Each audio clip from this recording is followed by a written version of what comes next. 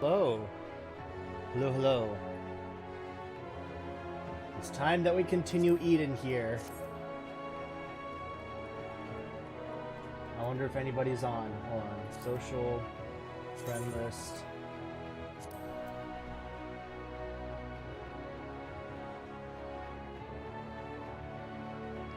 Online status unknown. Okay. They're not online. Got it. Alright.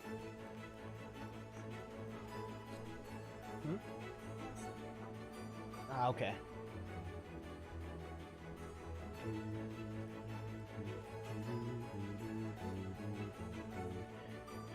It's nice to have someone that's like keeping an eye on the Discord.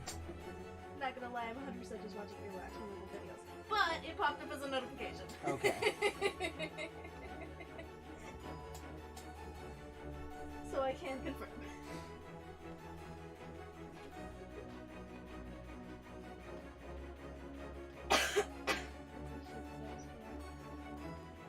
Earwax removal videos? It's what I fell asleep to. I was like, you fell asleep really early. And I'm like, wow, I still have that. I fell asleep really early. It was 1 a.m. Yeah! And I didn't go to bed till like 2:30, so I'm like, what am I gonna do? I'm sorry, Christ.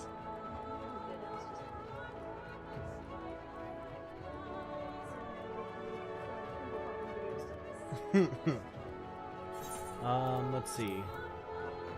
Norvrent. Amerang. Mordsuk. That's where the next Eden quests are, so might as well start there.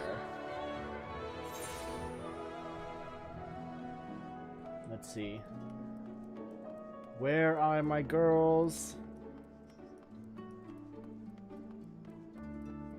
Yalfurt. You know where the girls are? Worlds apart. Yalfurt is the bearer of tidings of some description. Oop. What'd you find? Oh, that's cute. Those are his bunny ears. Those are adorable. And they go floppy in the back. Huh. So how does it wrap around the chin? I think it's just going forward. He just wanted them like back. Ah, okay. Yeah, less up, more back. I caught up with the second stream yesterday. I like how you enjoyed Jazzy Sastasha. Yes, I very much enjoyed that jazzy music. Good news, or at least it has the potential to be good news. I've received word from Master Urianger. Unfortunately, the message was rather thin on details. He only requested that you return to the Crystarium and meet him at the Wandering Stairs. Not the most likely of places for important meetings, but I suppose you might be able to squeeze in a pint or two while you're there. I suppose. I have to go all the way back to the Wandering... What the fuck?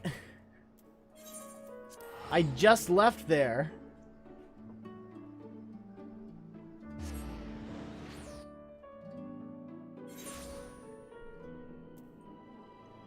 The Wandering Stairs near the Pendants. Internet. The Pendants. Garlic need to cut K-Sawk some slack. He is an old man. Yeah, that's true. It's not true. It's true. It's not true. I work night shifts. Ah! Stop, go away. Problem solved. Okay. New case has really sensitive volume buttons, apparently.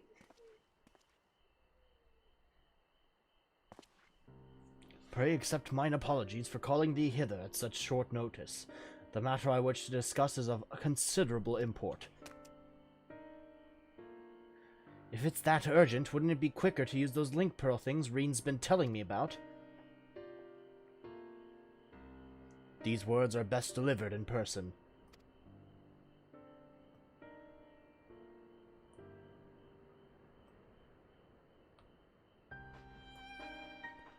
What's going on? Did something happen to the empty? Naught that doth warrant our immediate attention. The elements are in a state of equilibrium and the propagation of flora continues apace. So what's this about then? As thou art aware, we are not of this world. hailing from what is referred to as the Source. However, unlike Ira, Thancred and I exist only as ether given corporeal form. Our bodies remaineth on the Source, though the thread that binds us to them doth grow weaker with the passage of time. And if you stay here too long, you might never be able to return. Precisely. Now the wheels of change in the empty set in motion, we believe this is a fitting juncture to take our leave. We shall but regret not being present to see the transformation reach its completion.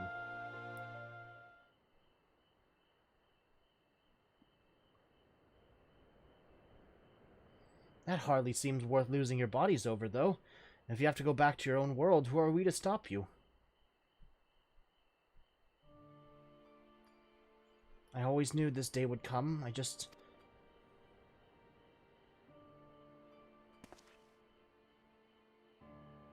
You still have Gaia and Ira.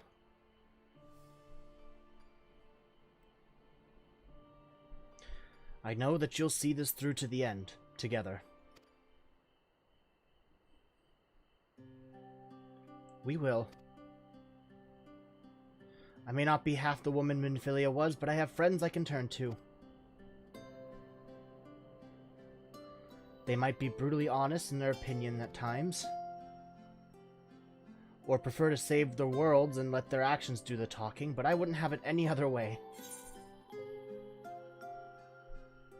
Just promise you won't transform into a crazy ice lady and try to kill me again.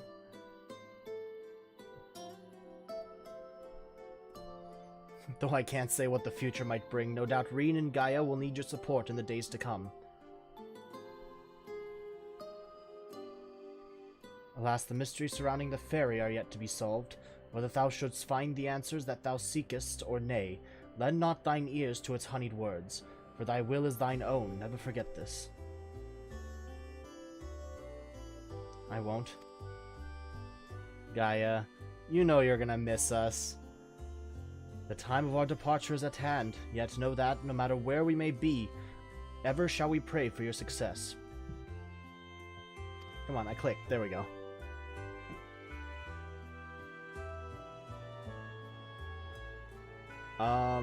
With Urianger and Thancred set to leave the First, it seems wise to share this development with Yalford, who will continue to oversee expeditions into the Empty. Okay. And then back to Mordsuk.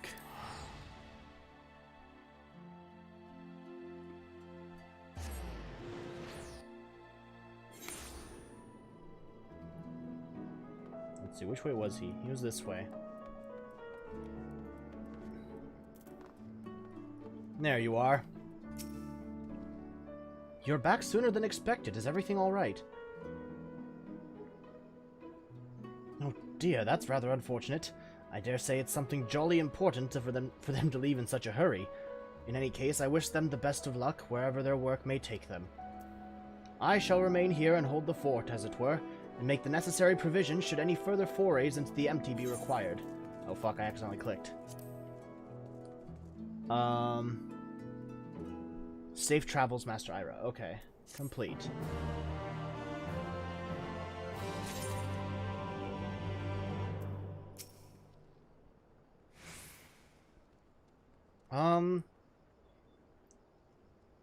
Are there more Eden quests? Is this it?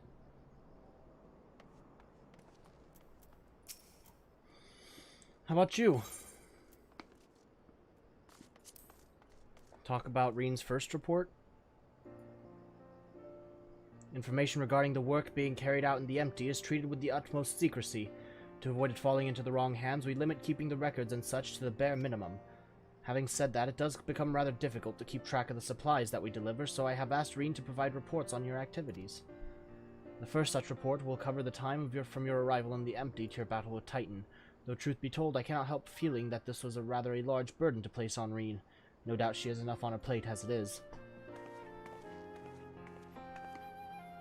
Luri, I did what you asked. Ira, just the person I was hoping to see.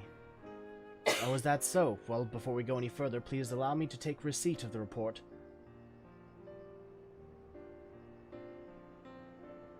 And I hope you do not think it impertinent of me to ask, but what business might you have with Ira? Actually, I brought something to show you. What did you bring? 5.3 needs to be finished to end Eden. Oh, fuck, okay. Thancred and Urianger brought this back from Eden's core. If you look closely, you can see the images of your battles in the empty. Urianger seems to think they are Eden's memories, captured in crystal form. Would you like to see?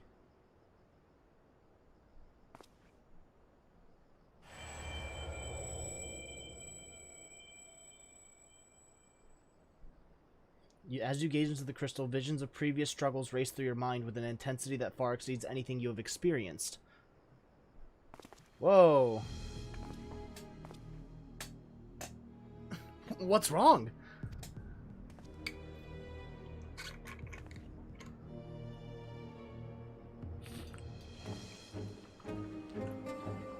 Different from how you remember it. How odd. What could cause Eden's memories to become so distorted? Well, we've been extracting and realigning enormous amounts of ether. Maybe that affected the crystal in some way? Even so, I expect that we can find a use for this extraordinary artifact. Is this how you unlock the super, or like the extreme versions of these? I think I have an idea. Although it shows images of things that never actually happened, studying them may help us to prepare for the challenges we'll face in the future.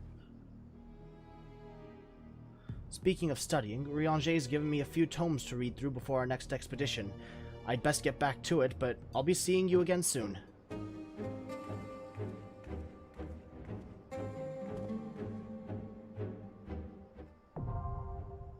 Okay.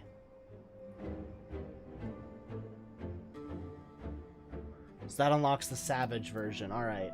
I'm not going to do the rest of that, but that was pretty fun.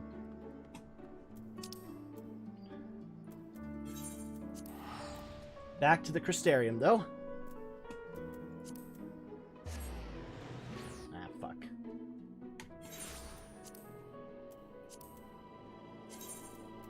Friends lists. Invite to party. There we go.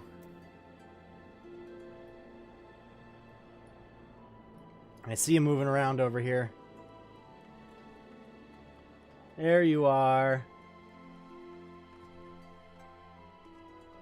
Yeah, okay. Let's head out.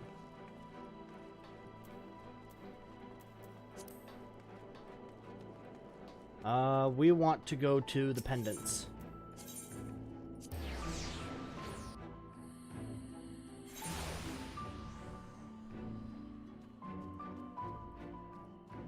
That's right, we have to talk to that guy. The manager. I would like to talk to the manager. I am the manager. In the name of light, the manager of Sweets is looking a little anxious.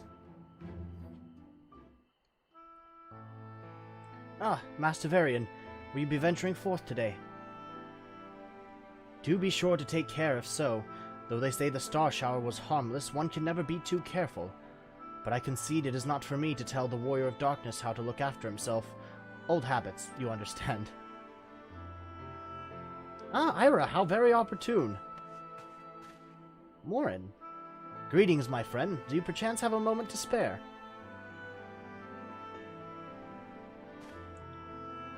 Are you going to be hightailing it out of here too, Morin? Wonderful, wonderful. I wanted to thank you, you see, for revealing to us the truth of the Warriors of Light. After all these years, your tales set the record straight. Finally, the people see them as the great heroes they were. Or the great hero he is, in the case of Ardbert. You too were surprised to see him, I think.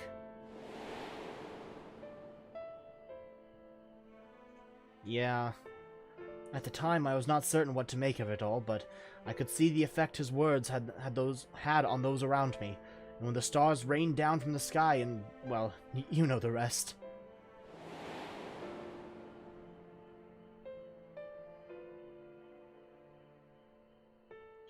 When the commotion died down, you were nowhere to be seen, but I was determined to express my gratitude, and so here I am.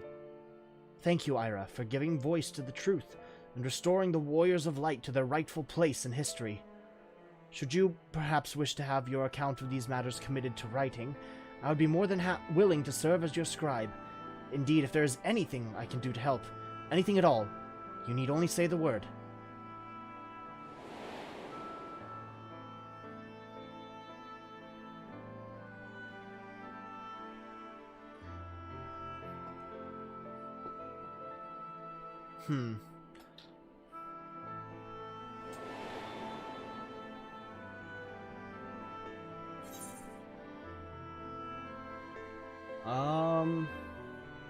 Which one should I do?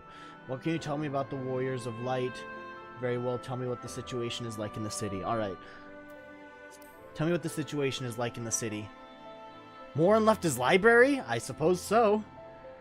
The situation in the city? Do you mean the people's awakening as Warriors of Light?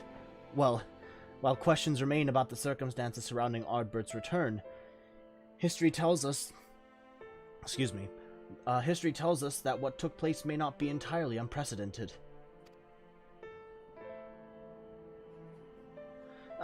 But to understand that requires an understanding of Warriors of Light in a broader Rantic context.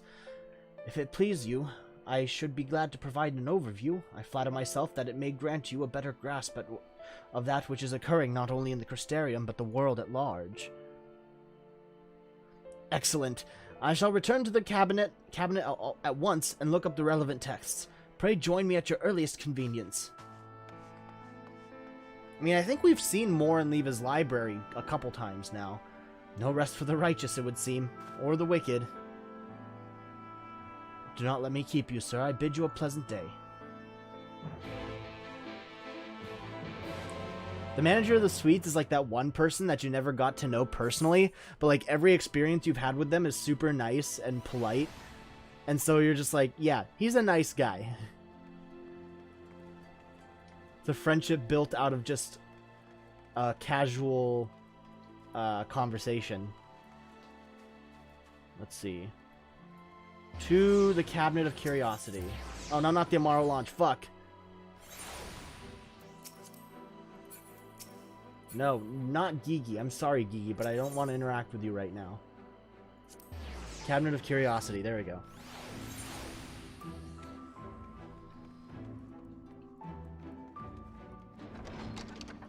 Haley, there ain't no getting off this Fields train. Oh, fuck no. I'm scared.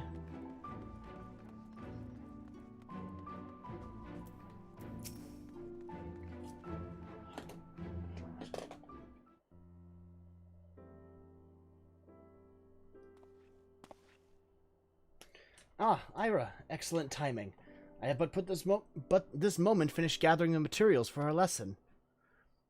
As a great many works make reference to the Warriors of Light, I shall, with your permission, focus only on the details that seem most relevant. Honestly, I wouldn't mind just sitting down and having a full-on history lesson with this guy. And all of his pop-up books.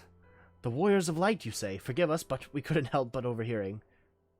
You were downstairs. We've been keeping a watch over the Crystarium, but it appears to be business as usual. So I thought I'd spend some time brushing up my knowledge of familiars, and Alphino volunteered to help. Oh, Reen's here too, okay. I actually came on a different errand, but I'd be interested in hearing about the Warriors of Light as well. May I join you?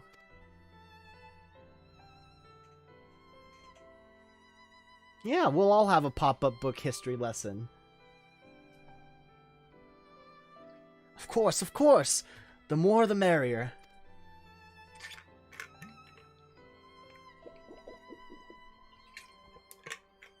If you would care to find a table below, I shall be down with the books in a moment. Story time! Story time!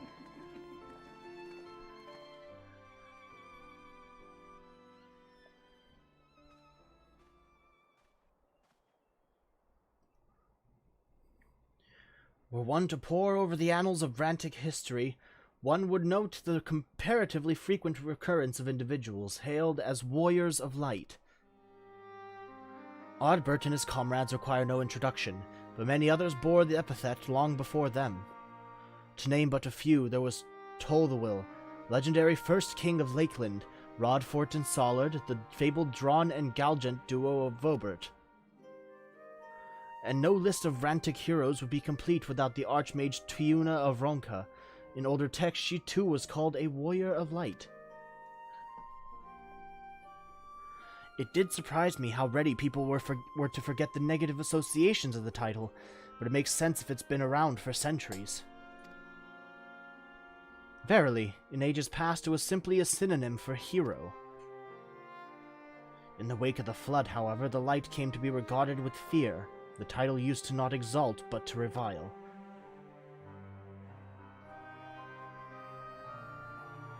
A far cry from its beginnings.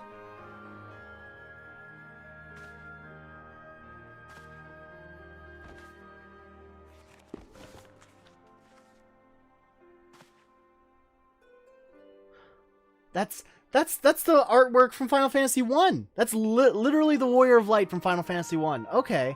This, my friends, is Norvryn's oldest epic, the original tale of the struggle between good and evil. In a time when all lay shrouded in darkness, a prophesied hero rose to deliver the world from its doom. Fighting in the name of the light, the hero styled himself its foot soldier, and thus did he come to be known as the Warrior of Light. Curiously, in the centuries that followed, other heroes appeared who claimed the selfsame epithet, despite sharing no discernible connection with their predecessors. And in time, Warrior of Light came to be a name accorded to all men and women of uncommon skill and valor.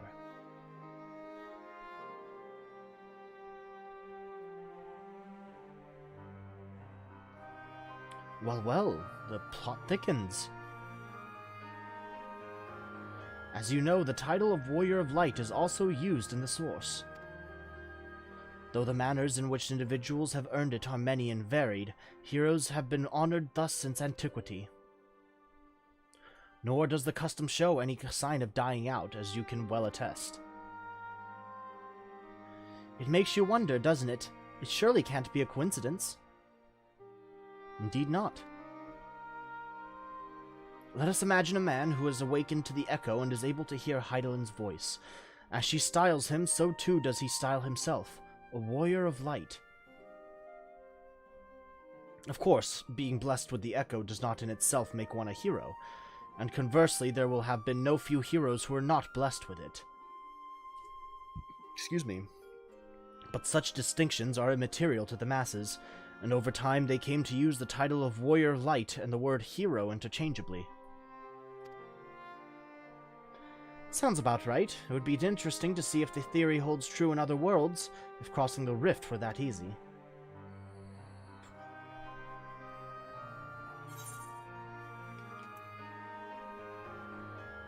And there I was thinking I was special.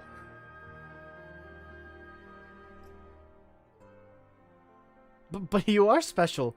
No matter how many Warriors of Light there are out there, there's no one like you. You can't prove that. At any rate, assuming all of this is true and there's a common thread behind the epithet, I doubt the Ascians will have been amused. To have the world at large associate light, and by extension Heidelin, with good must have added insult to injury.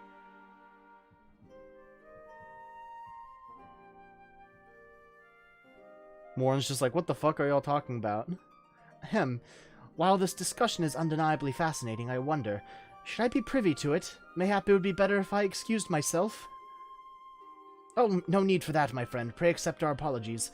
Your lesson on the Warriors of Light have given us much to ponder. Oh, did someone say Warriors of Light? Little girl's voice? Who's this? Baby! New baby! New baby added. Yes! Look at her!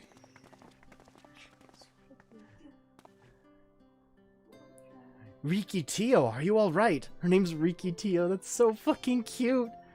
Look at her! She's adorable! Oh, my precious tomes. Did I just not say you must take care in the cabinet? You take that back. You too, Arkeel. Arkeel and Airwell. We're sorry, Master Morin. Aren't you? The Warrior of Darkness?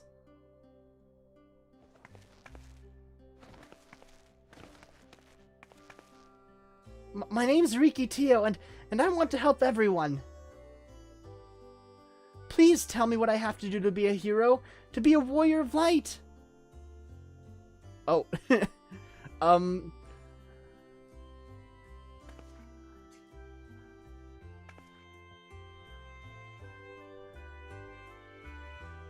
Oh no, I'm expected to do something, aren't I?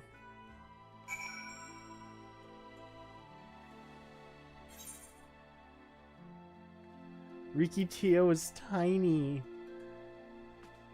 Baby. Can anyone help me with this? Even children want to become warriors of light. No harm done to the children, at least. Setting aside our misgivings, it would seem churlish to discourage the young lady. Let's hear what she has to say. Morin? The children's inquisitiveness is to be commended, but my precious tomes. We're sorry we knocked over the books. That's not what I care about right now.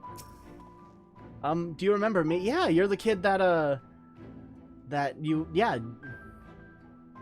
when you returned from the sea with the Exarch, I asked how you became so strong. Yeah, I met up with you. You're the kid that looks like Ardbert that was on top of that was on the second floor of the Crystarium. Arkle, okay. Riki, So I want to be a warrior of light, but not one that fights with a sword and all that. No, I want to be the kind that fights with potions and heals people, an apothecary. And I'm going to help everyone in the Crystarium. No, in all of Norvrent. When I told Arkle and Airwell this, they said that the cabinet should have lots of tomes about potions. But this place is so big, and we don't have the faintest idea where to begin searching. At this rate, I'm not going to get anywhere. If I knew where to look, one should indeed be able to find treatises on potions here, but even so, I fear they may prove a little difficult for one so young.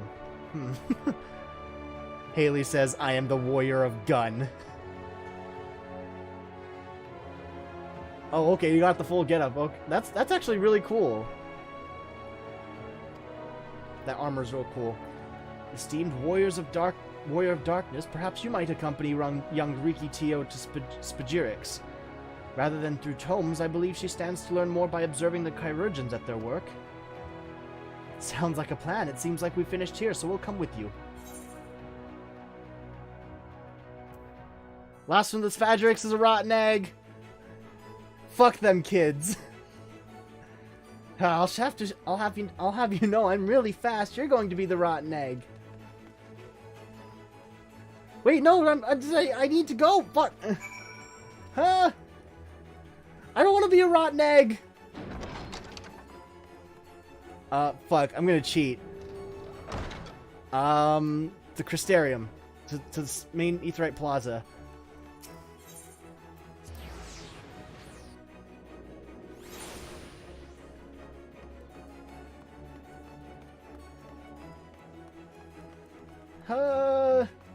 I am not going to be a rotten egg. I'm not going to be a rotten egg. I'm not going to be a rotten egg. Fuck! They beat me. I'm literally the last one.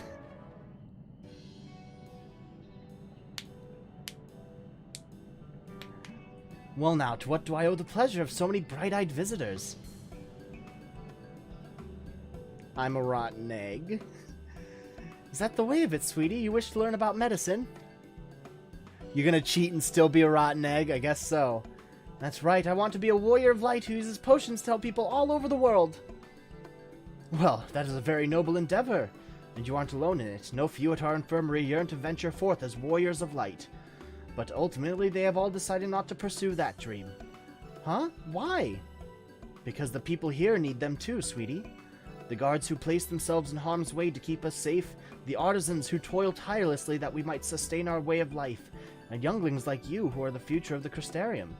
They couldn't simply abandon them, you see, and so, difficult though it was, they made the decision to remain. Then, does that mean my dream isn't any good? Baby, no!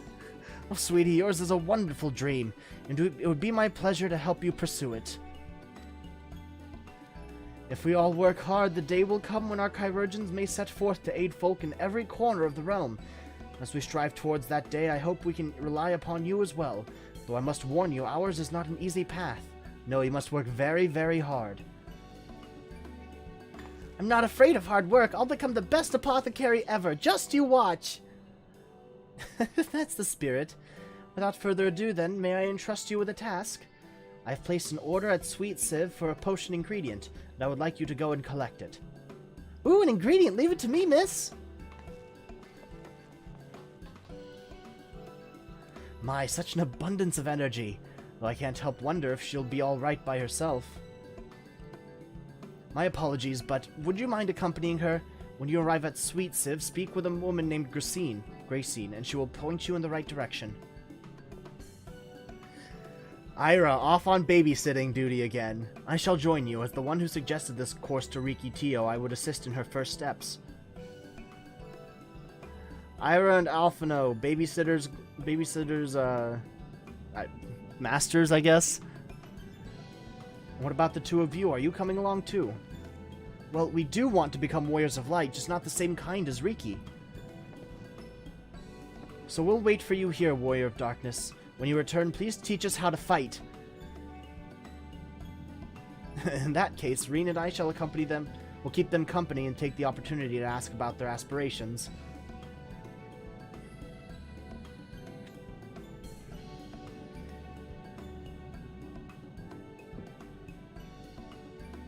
They want to be fighters. I mean, they're already 3/4 of the way to a light party, so...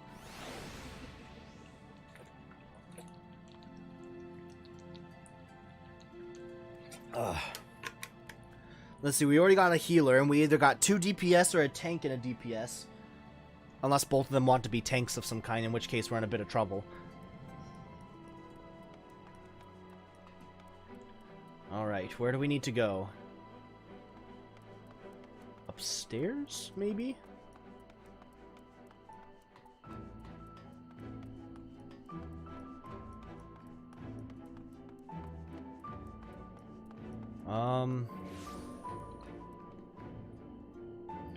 I think that's upstairs. No, wait, it might be downstairs. Let's see if an arrow pops up when I get to the top here. Yeah, it's downstairs. Oof, what a meaty thwack.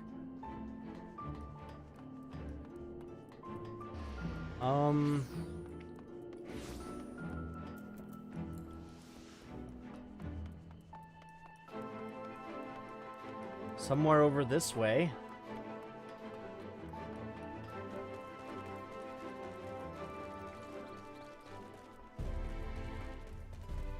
I don't think I've ever been to this place in the Crystarium.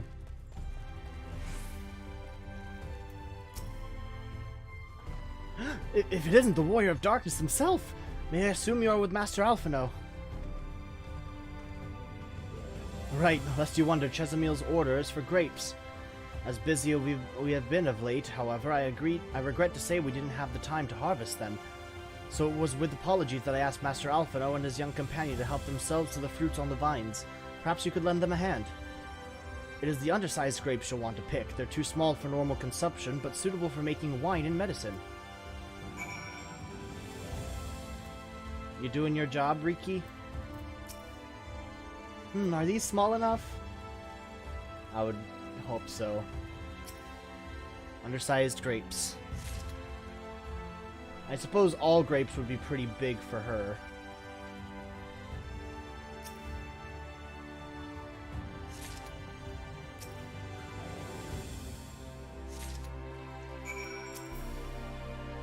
I've harvested all the undersized grapes I could find here. How goes the picking effort?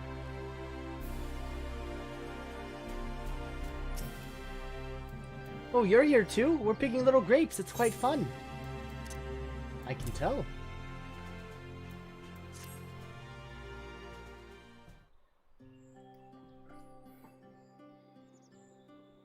Wow, you've picked this many already? Amazing! Her eyes are so big. I dare say we have enough between us. Shall we take them back to Chesamil? I can't wait to see what she's going to do with them. Tell me, Riki, what made you want to become an apothecary and warrior of light? Why? Well, a while ago I felt sick. Really sick. My body was burning up and I felt so weak I couldn't even get out of bed. Then a traveling apothecary came and gave me a potion to drink. It was the foulest thing I'd ever tasted, but it made me get better. She was so brave, the apothecary, I mean. She went around taking care of people even when it was dangerous, and I decided I wanted to help people just like her. So I started brewing potions out of grass and giving them to my friends, but I didn't really know what I was doing or if there was anything else I could do. Then not long ago, a neighbor told me he was going to become a warrior of light and go traveling the world helping people. And I thought, that's the same as what I want to do. I see. Out of curiosity, what did your neighbor do in the end? Taylor? I haven't seen him for a bit, so he must already be out there looking for people to help. Taylor was your neighbor, huh? Taylor, when are the guards awakened by the star shower?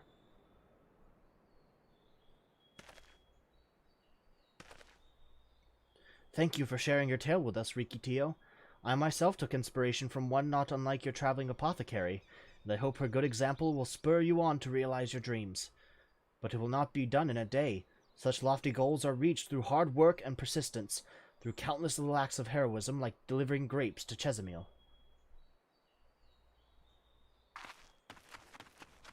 And off she goes.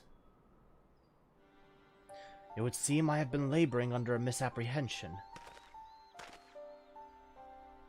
I had convinced myself that it was Elidibus who had sowed the desire to become warriors of light within the hearts of the people. But I see now that the impulse to aid their fellow man abided within them from the first. Elidibus did no more than give it a name.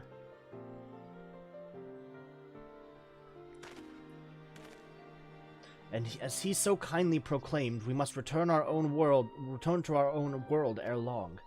With the Exarch laboring tirelessly, I doubt not but that a way will be found. Yet, I believe I speak for all of us when I say I cannot leave in good conscience, not until we have dealt with Elidibus.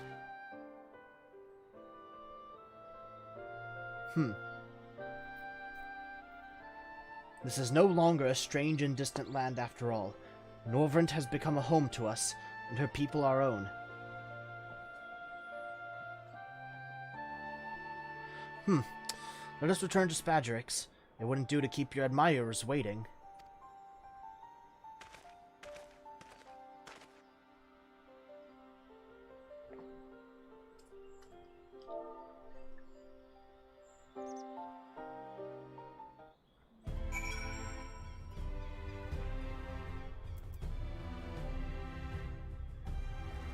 Ah, fuck, okay.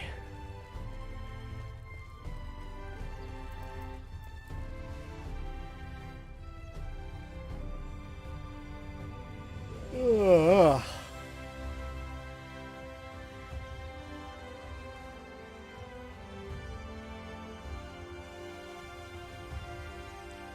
I gotta go to Spadgerix and get to the kids. I gotta fight some kids! Not that I don't mind. These kids asked for a fight, so... I guess they asked to be trained how to fight. It's basically getting called out to a fight. My thanks for your help, sweetie. We now have all the ingredients we require.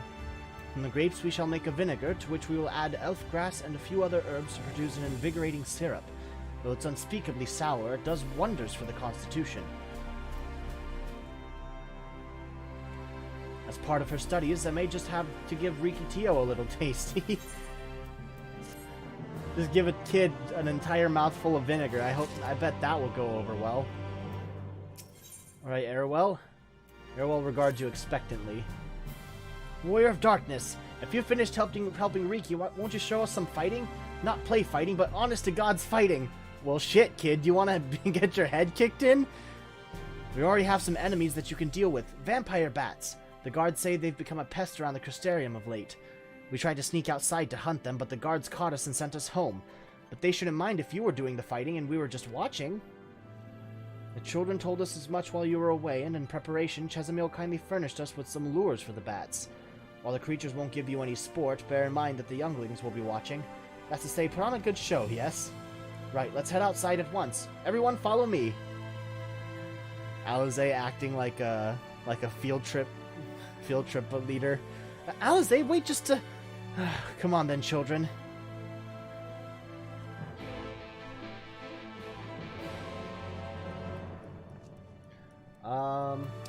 At the Exarch gate, so it would just be quicker to run out the front here.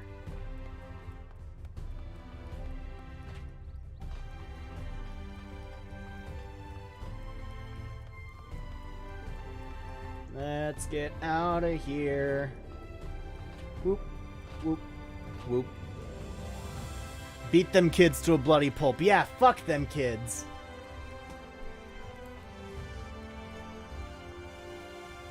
Those kids don't know what's coming for them. As soon as I'm done with the bats, they're next.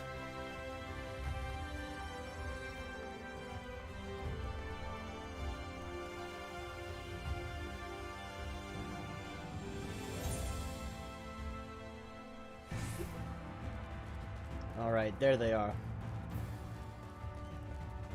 I wonder how pissed Alize would be if I say that the kids are just about as tall as her.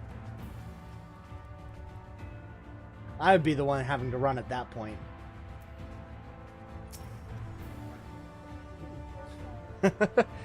Hey, you want to give these kids a good show? What if I told you that you're about as tall as them? Haha, fuck you, Alize, come and get me. Everyone's here. Good. Let's get started, shall we? As their names suggest, vampire bats feed on blood. And originally being nocturnal creatures, they've grown more active with the return of night and became a nuisance. To draw them out, we'll use Chesamil's lures, which work by exploiting their heat-seeking behavior. The bats are wont to nest under the eaves, so if you are like to attract more if you place lures near buildings. I have here 6 lures, 3 each for you and me. As proof of a successful kill, I want you to gather up their fangs. Whoever collects the most is the winner. Oh, you're hunting too? Yes, well, there's nothing like friendly competition to bring out the best in Ira. Anyway, while we hunt the bats, the 2 of you are to stay with Reen. She's really strong too and will keep you safe.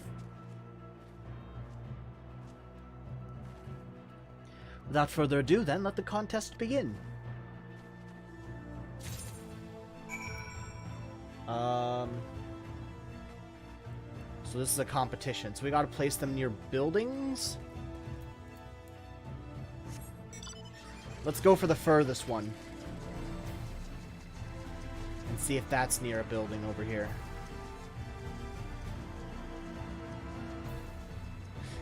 Kids watch as Ira just fucking yeets out a plane out of nowhere and just starts riding it the fuck out.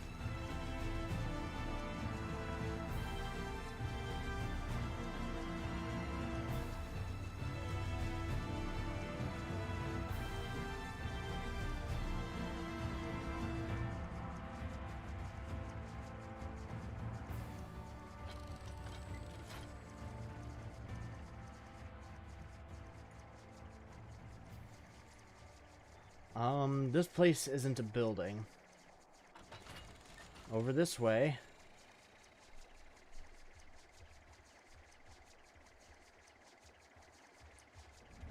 This is light little whirring sounds of the helicopter blades. Oh, there's some buildings over here. This might be a good spot.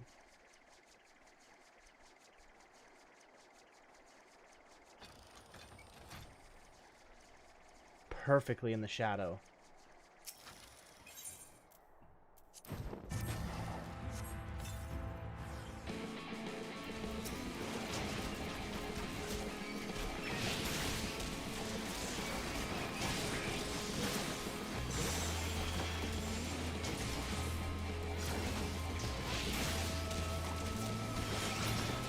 There we go.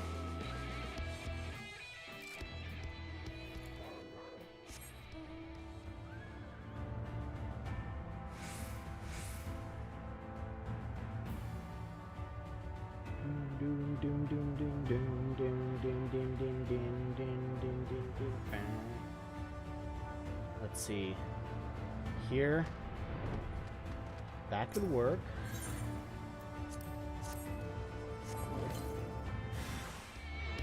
Only one, unfortunately.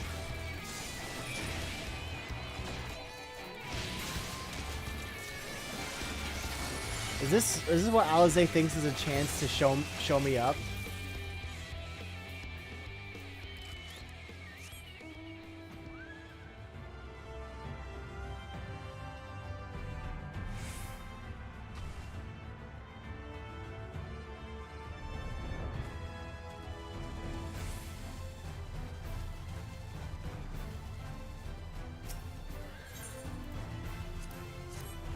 Heat lure. Oh, only one. Okay.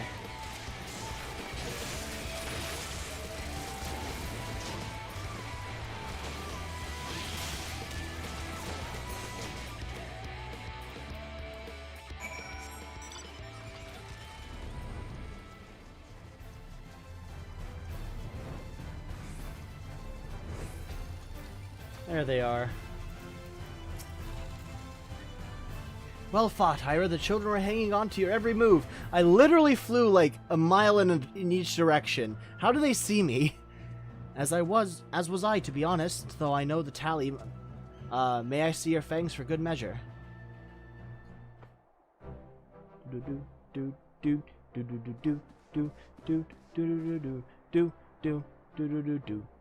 Apologies for the wait. My fangs, not a bad haul, even if I do say so myself.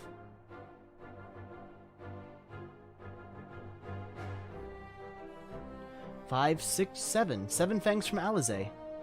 Well, I lost. Which means that victory goes to Alize. Ira collected 5. I did it! I bested Ira! In another God's damned life? You didn't even try, did you? Honestly, I just went for the furthest one, and then I went for the 2 closest ones. Why are you looking so embarrassed, Alize? And there I was taking it seriously. Spare me your pity next time, will you? You did your hard work, don't worry. So, children, you've now seen the Warrior of Darkness in action. What are your impressions? He's incredible, miss. The bats were down before they knew it. Our gods are strong, but the Warrior of Darkness is much, much stronger. We want to be just like him. Good. If you're looking for an example to emulate, you may as well pick the best. I want you to remember how you felt when you watched Ira, and train hard. Keep at it for long enough, and you'll be strong too.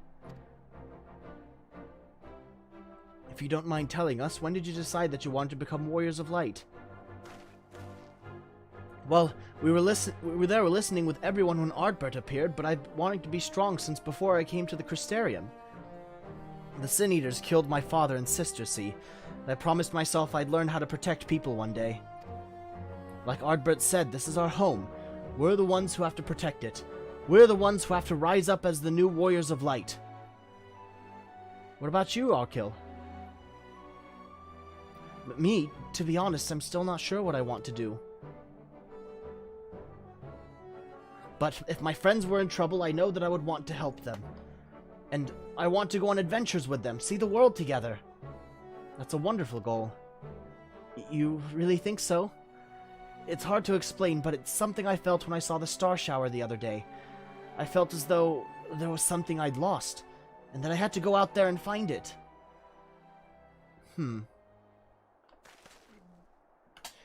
Well, for the both of you, there's nothing for it but to train. When we return to the city, I'll teach you some exercises you can do by yourselves.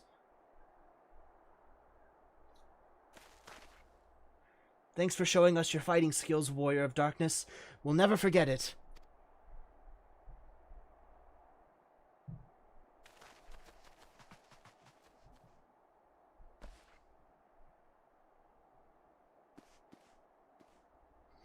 I should have collected both of the fangs from each bat. I understand how Arkell feels.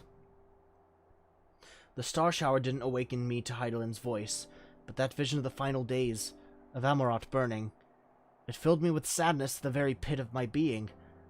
Things I once knew, people I once loved, promises I once made. It felt as though long-forgotten memories were dancing at the edges of my mind, but when I try to focus on them, they simply fade away. An effect of having a fractured soul, I shouldn't doubt. But lest you worry, I'm perfectly happy to remain fractured and have no intention of donning an Ascian mask. I just wish we knew what Elidibus was plotting. You and I both. But look at this pair of incurable brooders. If we're going to stand around lost in thought, we may as well do it back in the city. Rest assured, Reen and I will take the children from here. Their heads will be in the clouds after meeting you, but we'll see to it their feet remain firmly planted on the ground. Whoa, you good?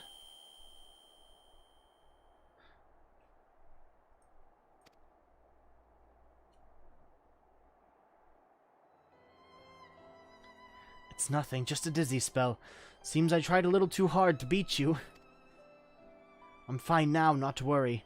I'll see you soon. So far it's happened to Urianger, Thancred, and Alize. Same thing, dizzy spell. Are they, like, becoming disconnected from their mortal bodies? Is that what's happening?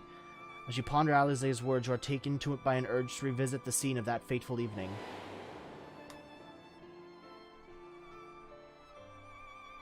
Alright, time to go perch and brood again.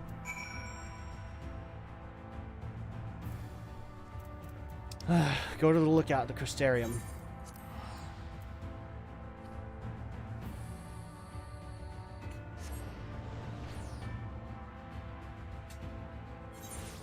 Brooding, brooding. The best thing for a warrior of darkness to do.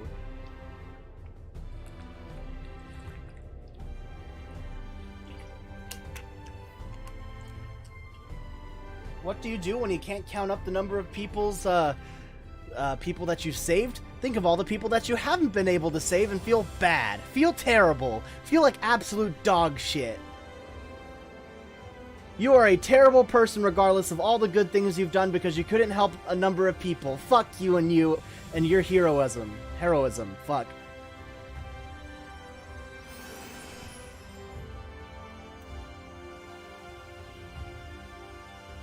Oh, truly. Where do I have to go from here? Oh, it's from the lower floor. Okay. Boop, boop, boop, boop, boop, boop, boop, boop, boop. Yeet.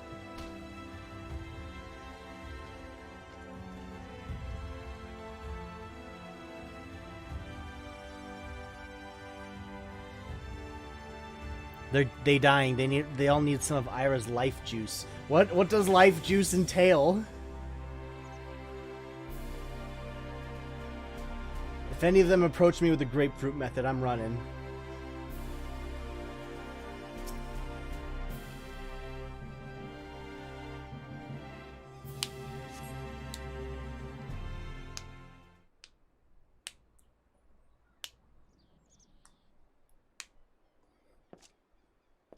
Ah, fuck.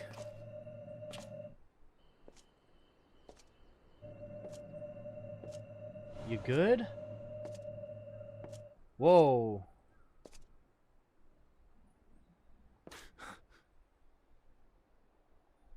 What are you all surprised about? Was it you who called me here? I didn't call shit. What the fuck are you doing here?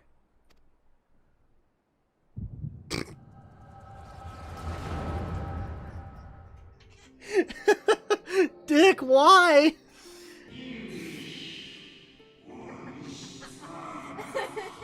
We have come full circle.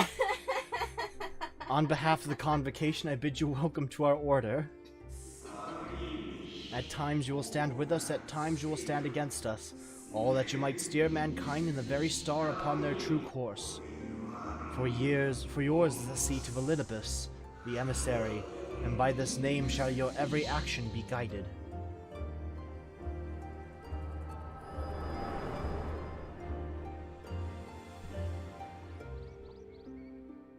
So you peered into my memories. No matter. You will have found little of import. But I see you intended to summon me here no more than I intended to come. The fault is mine. Such is the burden of hope.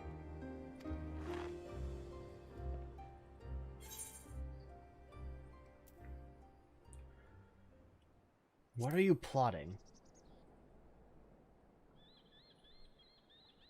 Come now. My plans are no mystery. That which I do is no different from that which you have done so many times, Warrior of Darkness. I arm myself, I hone my skills, I make ready to vanquish my enemy. You. You who have murdered my brothers, who have taken their selfless labors in service to the one true world and turned them to ash. I see you for what you are. You are death, and only in death shall you serve any purpose. The Convocation charged me to steer mankind and the very star upon their true course. As Elidibus, it is my duty, and I shall see it done. So, his sole duty is to fuck me up right now. I will strike you down. I would like to see you try, bitch. Destroy you body and soul. All else must wait.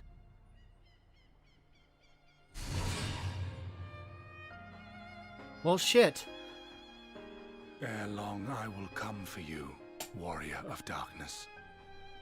And I will save the world. Are we the bad guys? One last matter. I bore witness to your final struggle with Kay-Sawk. It seemed as if he saw something familiar in you. As if he mistook you for another. Hythlodaeus called me his new old friend.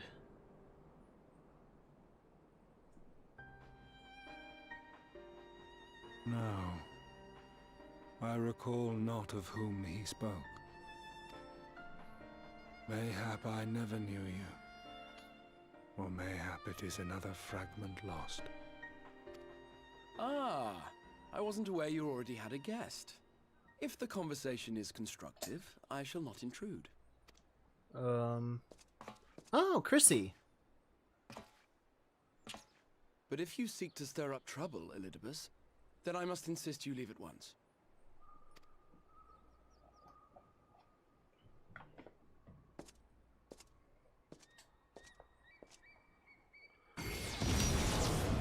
Oof. What the fuck? Though you lack her blessing, your soul is surprisingly dense. Dense?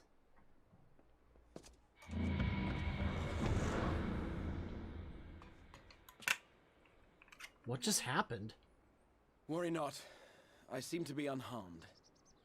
Okay, that's good.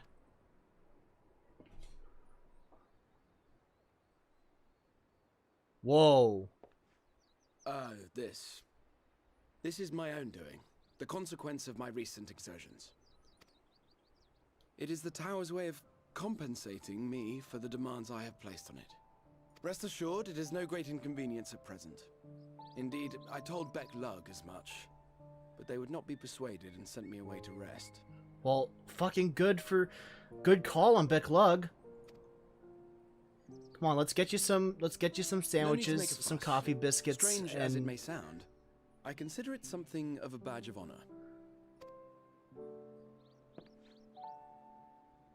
One of the brave souls who saw me delivered unto the First once said that the world shall ever have a place for tales of heroism so long as we have need of inspiration in our lives. Okay, so this is a slow piano theme of this place. Okay. Though he and his fellows had no way of knowing whether their mad scheme would amount to anything, they knew that the attempt alone would inspire hope. Or so they hoped. A more optimistic lot one would be hard-pressed to find. They said they would find a means to save our God's forsaken world, just as soon as they had sent me on my way. Said it with such confidence that, for a fleeting moment, I half believed them.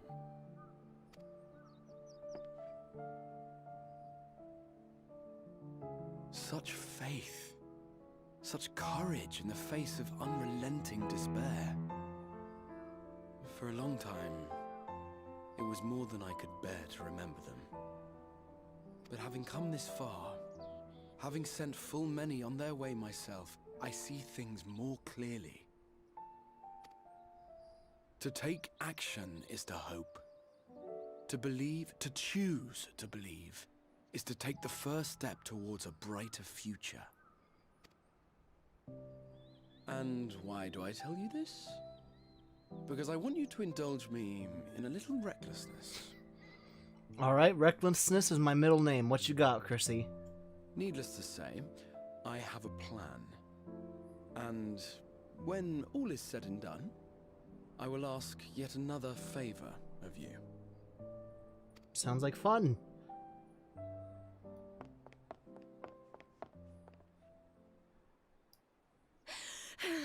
You're both here. Oh, thank goodness. Well, that's not a good sign. What's wrong? It's Thancred. He's collapsed. Oh shit.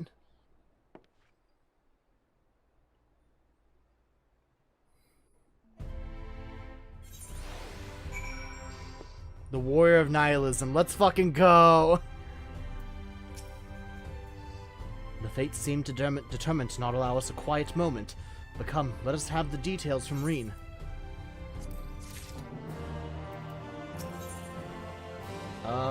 Fraying threads. Reen's face is a picture of worry. It happened after Alize and I saw the children back to Spadrix. We chanced to meet Thancred there returning from his mission. He'd been shadowing Elidibus around the realm only to lose sight of him near the Crystarium. And he was in the middle of telling us where he'd been when he just crumpled to the ground. The Chirurgeons are looking after him now, with Alphino standing by just in case his healing magics are needed. Since I couldn't do anything to help, I thought it best to find you, and the guard at the Excedra told me where to look. I see. It cannot have been easy leaving Thancred's side. My thanks for bearing word to us. Come, let us hurry to Spadrix.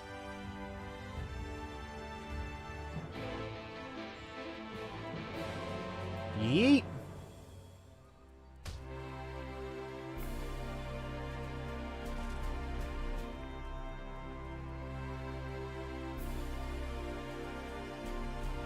What about Urianger? He has been in the first the longest. I feel like Thancred has been a lot more physically taxed in the first than Urianger has. Like, Thancred nearly died here. So he would probably be the weakest out of all of them. But I mean, you're right, Urianger has been here the longest. So I'm wondering where he is right now.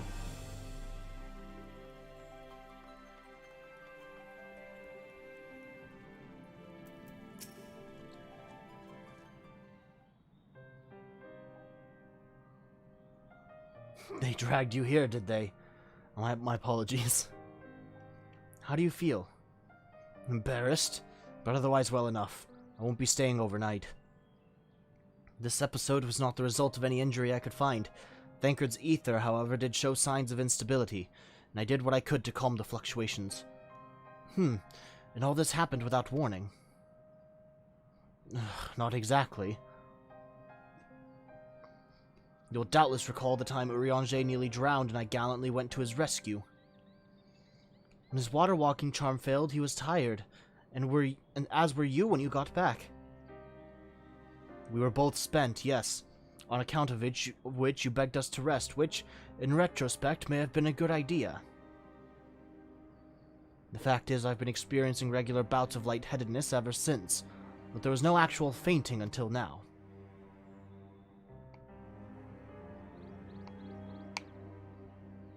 As Alphino observed, I have no lingering injuries, and it most assuredly isn't old age, which leaves but one likely cause. The link between body and soul was weakened further. Time grows short. We must complete the spirit vessel with all haste. To that end, Ira, might I trouble you to make a trip to the source? In addition to looking on our friends' bodies, I would have you consult Kryl about our plan. If she has any concerns, we should at least endeavor to address them prior to proceeding. Yeah. In the meantime, we should get back to laying bare Elidibus's plot. Thus far, I have learned this much, that in each of the places he has visited, there have been sightings of suspicious black-clad strangers. Moreover, the coming of these shady individuals has invariably coincided with some manner of misfortune. Beasts terrorizing settlements, blight ravaging crops, you know the sort of thing. All of which serves, rather conveniently, to make Elidibus's call for new heroes reverberate that much more loudly in the hearts of his audience. And you think these black-clad strangers are Ascians? I do, and I fully intend to investigate further, though for that I shall require additional feet on the ground. You can count on mine. Gods know I've been itching to get out there for a while. Mayhap Urianger too can be prevailed upon to join in your efforts. He has already provided copious guidance on the matter of the spirit vessel's construction. It is for Beck Lug and I to wrestle with the rest. Well, if you can spare the old boy, we may as well make use of him. I'll go and give him the good news. You'll do no such thing. However heedless you are of your own well-being, if you care at all for Reen's feelings, you'll stay in bed until you're needed. Alphino and I will find Urianger. You tell him.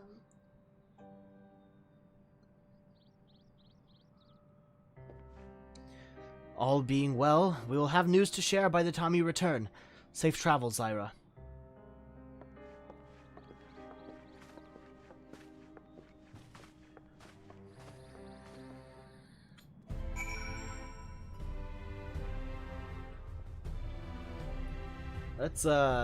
Let's head out here.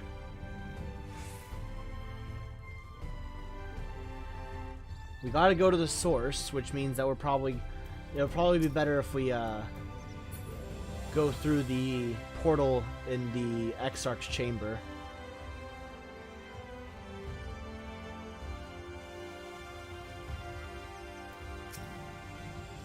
Yes, I do have business with the Exarch, please.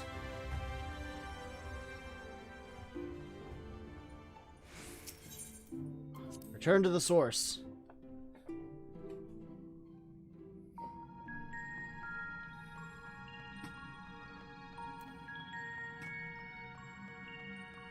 Exit to North Silver Tier.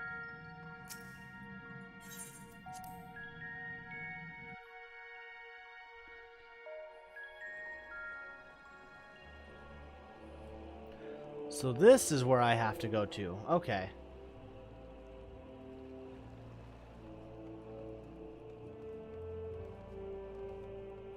Alright. To the Rising Stones it is.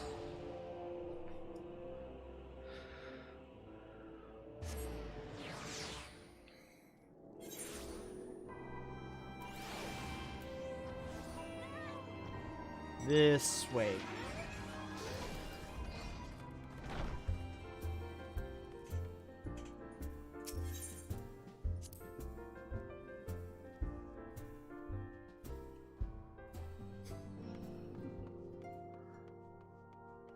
Alright, Tataru, I need to talk with Kryl. Ira, what excellent, awful timing! That can't be good. You see, our friends, they've taken a turn for the worse. Kryl's hardly a moment's rest these past few days.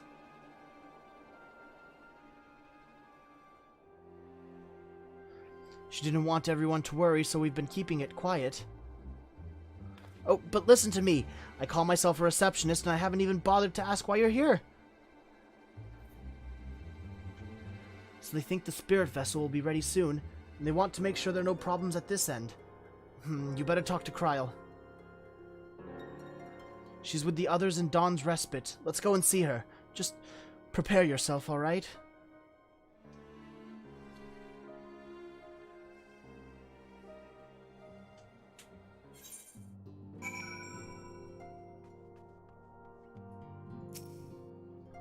Alright, let's see how our friends are doing.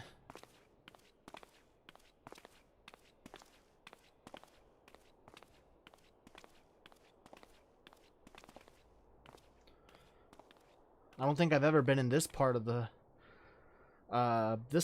stones. Excuse us.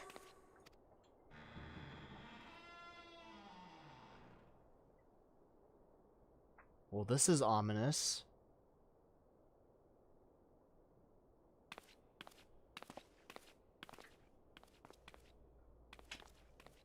This way. What do you mean this way? It's dark as fuck. Bumps into 3 tables and a chair. Fuck my shins.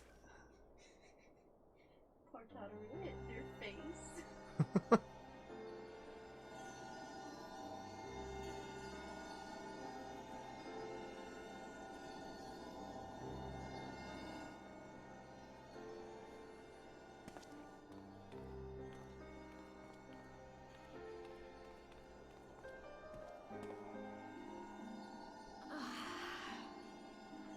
Kryl, please don't push yourself.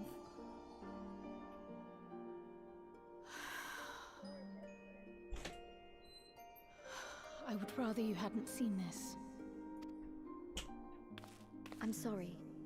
We have urgent tidings. Oh, no, I'm not angry with you. On the contrary, I know full well how hard everyone has been searching for a way to return home. And I had hoped to afford you the time you needed. But given our friend's present state, perhaps it was for the best that you came.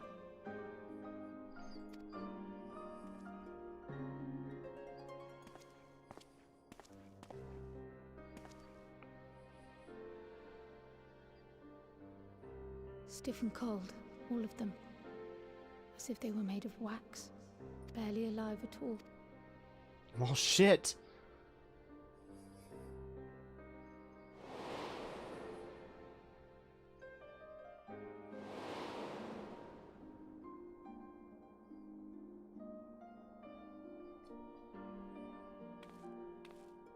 And they had been doing so well. Save for occasional signs of etheric instability, they appeared to be in passable health. Then, quite without warning, things took a turn for the worse. A change for which even Master Matoya could offer no explanation. She could only remind me that the soul is yet an unknown frontier, and that much and more lies beyond our ken. But let's not lose heart just yet. At times like these, it is all the more important that we remain positive. Why? I but this moment succeeded in quelling a fluctuation in Thancred's ether. Good. And while That's the others that's good. have weakened, they have remained relatively stable. I believe I may leave my post for a moment. So come, let me hear your tale outside. Well, hearing that, I think the tale can wait. Let's just get these guys home.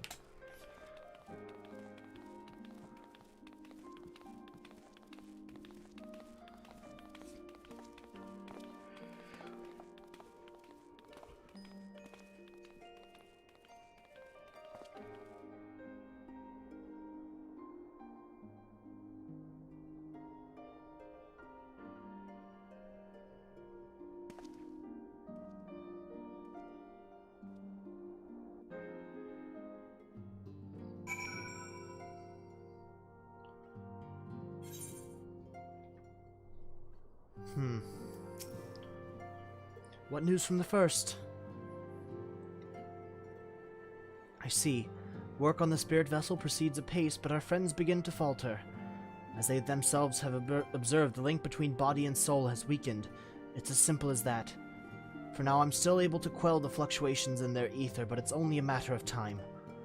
We'll lose them if we don't act soon, so if the Exarch is ready to attempt something, let him attempt it.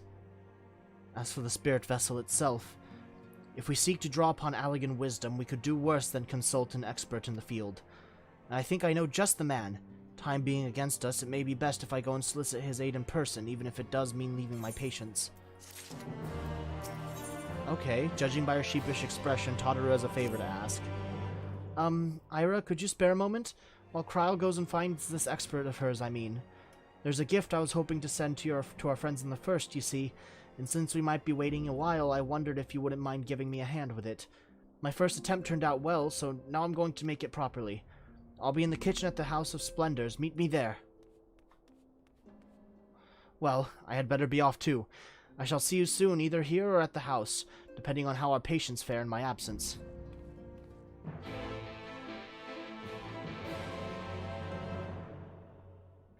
All right.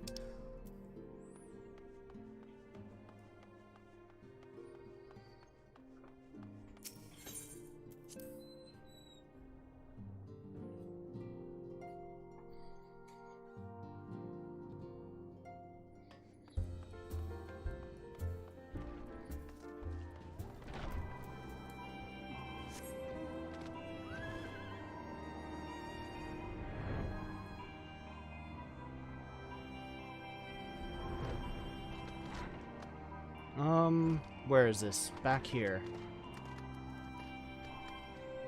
Hey, Tataru. There you are, Ira. As I'm sure you've guessed, the gift is a bit of home cooking. Unlike Kryl, I can't do much to help our friends directly, but that doesn't mean I've been idle. No, I've been doing my best for the Order, taking on this job and that to keep our coffers full. I've even helped out with the Ishgardian restoration. And in the course of all this, my culinary skills have come on quite a bit, so I thought, why not make something for our friends? It's baking in the oven even as we speak. Shouldn't be long now. I love your little chef outfit, Tataru.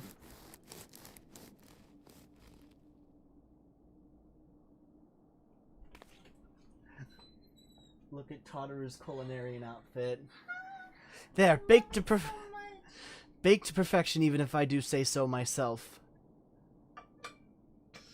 Sliced bread. Thank you. It's bread. Smells great. Your cake looks like bread. Smells great.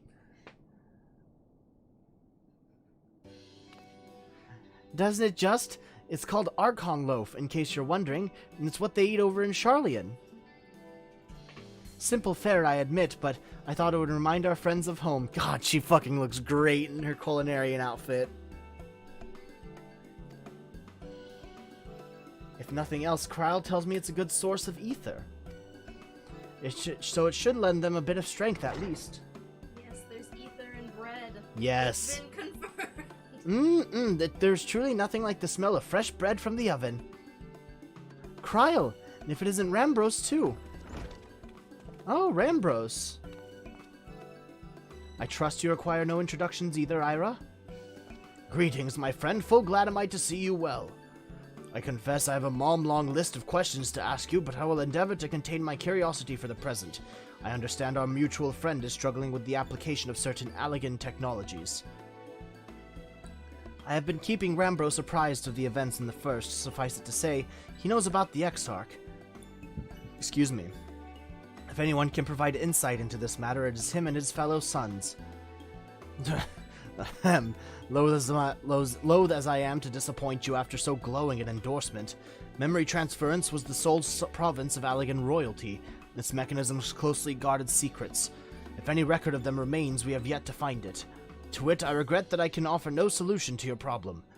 Which begs the question of why I bothered to come here empty-handed as I am, the answer being, rather brazenly, to ask a favor. I would have you relay a message to our comrade. Tell him that we never doubted him. Never doubted that he would achieve all that he said he would. Those of us who remain behind have yet to play our part. When the time comes, he may rest easy in the knowledge that we will most assuredly do so. And then the tower shall shine once more as a beacon of hope in this world and beyond. So tell him that we consider his duty done, and that he should follow his heart now. Forgive me, but do you say this to discourage him from overexerting himself, or to encourage him from holding nothing back? That is for our friend to decide, but either way I dare say a certain someone will be unimpressed.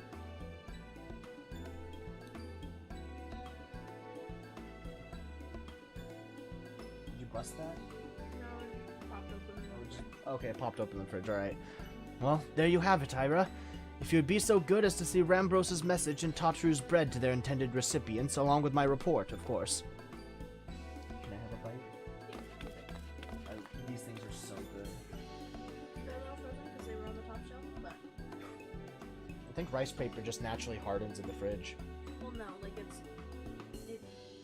It's frozen? Like frozen? Okay. Like some of the salads definitely a little chillier than it needed to be. Mm. That's fair. But I warmed up the peanut butter a little bit, so it's not too bad.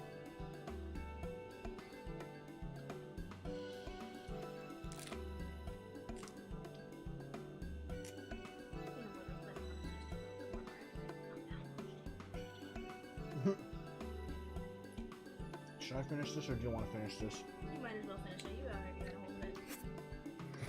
Thank you. Oh, it's falling apart all over the floor.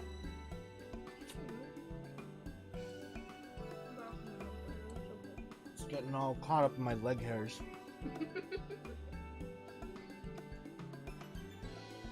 Brief snack break. Mm-hmm.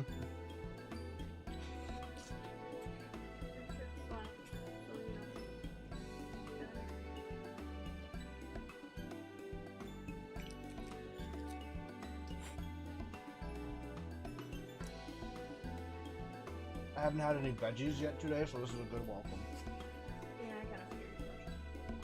You told me you had mac and cheese breakfast, so, you know. Yes, a mac and cheese breakfast, the breakfast of kings. It was fucking delicious. I don't know, I don't disagree. I stuck a finger in the pot. It was pretty damn tasty. Alright, food break over. Corral, before I wrap the bread up, would you mind giving it a try just to make sure everything as it should be? Corral's gonna fucking die, and we're just like, I'm gonna deliver this anyway. But of course, I'm always happy to lend my taste buds.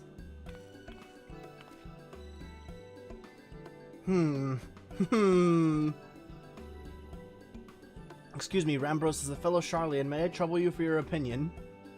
Well, I usually have mine a good dollop of rollin' berry jam, but I suppose plain is best for sampling purposes.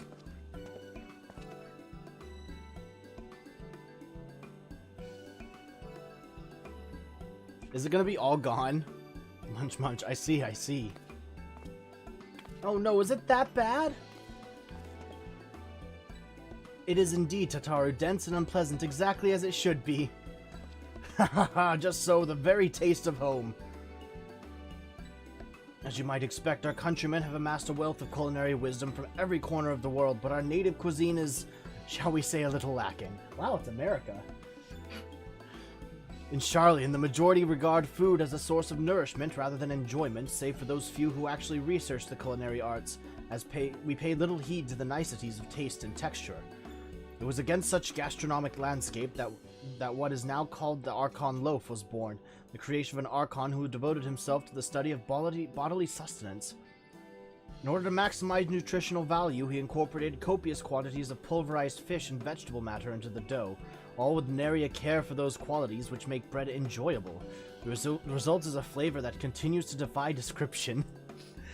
Yet for its many shortcomings, the loaf's nutritional value cannot be denied, and being a damnably convenient way to cater to one's bodily needs, it quickly found an audience amongst busy scholars. Why, when I was a lad, nigh every meal was a sandwich made with this very bread and whatever ingredients happened to be on hand. I suspect just about every Archon could say the same. These all are just uber fucking nerds. These guys just got like no life other than the academic. And their bread. And their bread. Having been away from home for so long, I thought I might have forgotten the taste, but nope, it's all too familiar. Ah, how it takes me back. If there is enough, perhaps you can spare some for the Exarch. He is certain to appreciate it. Oh, there's plenty to go around. I'll be sure to wrap up an extra slice. Ira, when you deliver the loaf, please be sure to send everyone my regards. Tell them we're doing everything we can and that we'll be praying for their safe return until the moment they get back. I can totally see, like, Ira on the way over just, like, sneaks himself a slice and only takes, like, a bite and is like,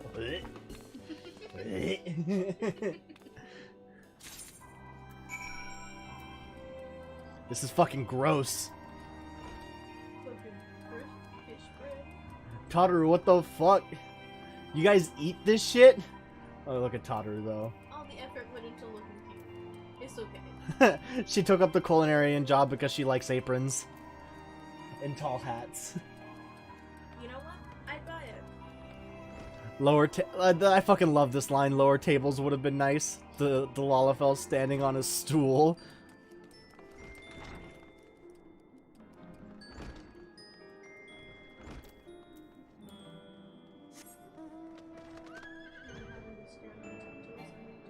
Trying to do something in the kitchen. Let's see, where is it? Right there, alright. I gotta head over. Just slowly make my way down here. There's the guy. Alright. Go to the circus trench.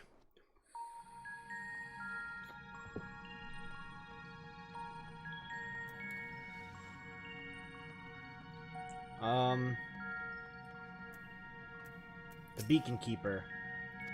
Yes, I need to use it again. Cool, right where I need to be. Welcome back, my friend. How was your journey? I got a loaf. Created by an Archon who devoted himself to the study of sustenance. This bread infused with pulverized fish and vegetables is extremely nutritious, assuming one can get past the taste. How can... I can imagine Chrissy legitimately likes it. Yeah. He's just like, it tastes like home. This is great. This is amazing.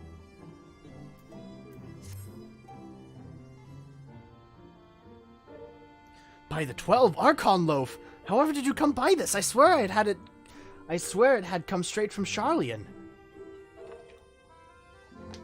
Rambros said that, did he?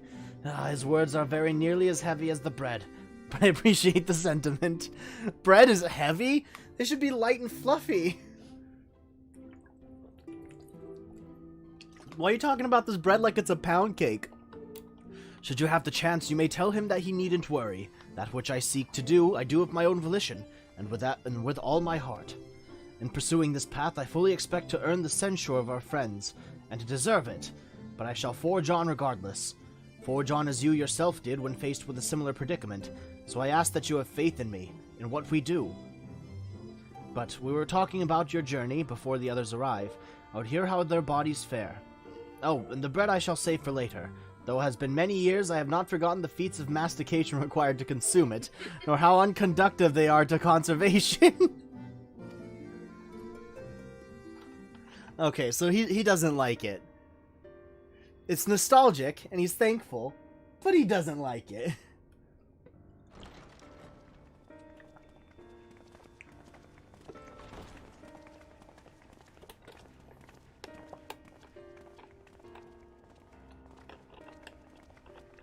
Forgive the delay. Okay, so everyone's here? No, Y'shtola isn't here. She's with Rowan. We have visited every region Runar. and confirmed the presence of Ascians throughout the realm. Lest a grave predicament be made to seem hopeless, it should be noted that they are of inferior rank. The black masked minions who answer to the red. Yes, a gaggle of schemers attempting to exploit recent events to sow the seeds of petty conflict. Hal, there's a solo instance coming up. It's very memorable. So I remember it. So I'll temporarily leave the party, re-invite me when it's done. Got it. Thank you. Fortunately, nothing of any great concern has come of their meddling just yet. Okay, that's good. Yet. We also encountered a number of the Crystarium's former defenders, busily solving this problem and that in a bid to become warriors of light. Their zeal is to be applauded. 'Tis but a pity I cannot encourage them on their cause. Not knowing Elidibus set them upon it, no. Both the troubles to be solved and the villains to be vanquished are his doing too, like as not. And so, with apologies to the aspiring warriors of light, I believe it best that we deal with the Ascians quickly and quietly. I quite agree. But tell us, what news from the source? How fare our bodies? Not very good. I'm sorry, but things have taken a turn for the worse. It's not time to pussyfoot around this shit. It's gotta be truthful. Your bodies are doing doing shit numbers right now. Then we must redouble our efforts. Not that we've ever stinted in that regard. This would seem an appropriate moment to ask about the spirit vessel. Tell me you've made some progress. How about we talk about this over some Archon bread? An Archon loaf. We have, as it happens. One moment. Becklug, do you want some?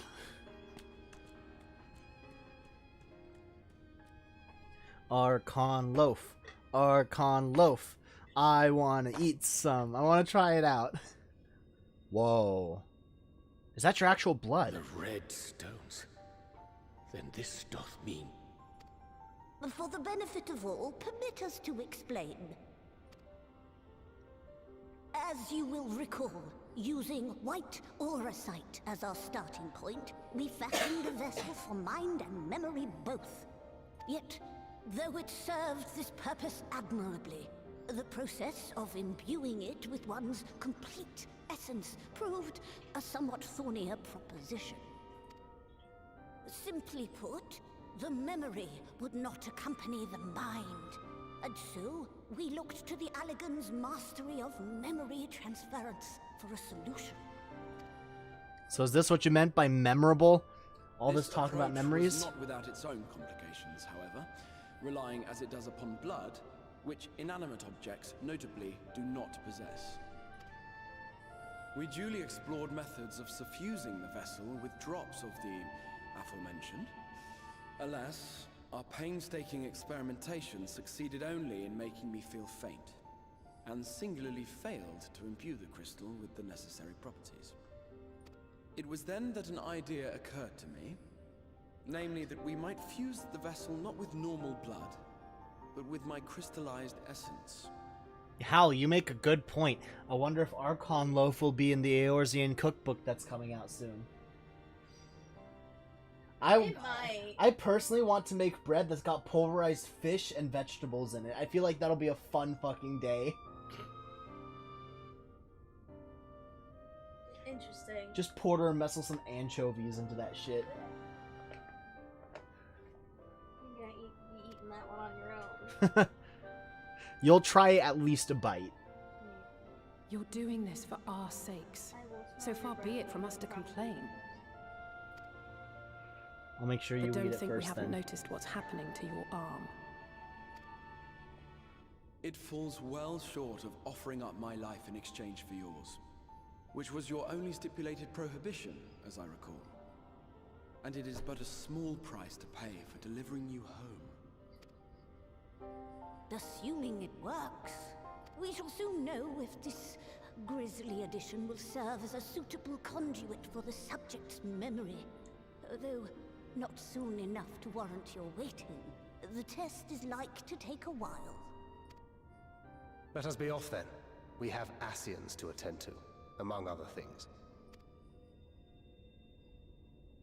Well, shit, Forgive alright. me, but I count 6 vessels, and there are only 5 of us. One is for testing purposes. I will personally use it to see whether the crystal functions as it should. Oh! So you're gonna teleport yourself back into your body in the first with the memories and all. And if it does, wouldn't that mean that your soul could also return to the source? Yes. In theory, at least. But there is a distinct difference between your circumstances and mine. While your corporeal forms want for souls, my past self does not. Mayhap our essences would blend, or mayhap they would curdle. There is no telling what might occur. And you'd be willing to take that risk? I would. Of course you would. I see.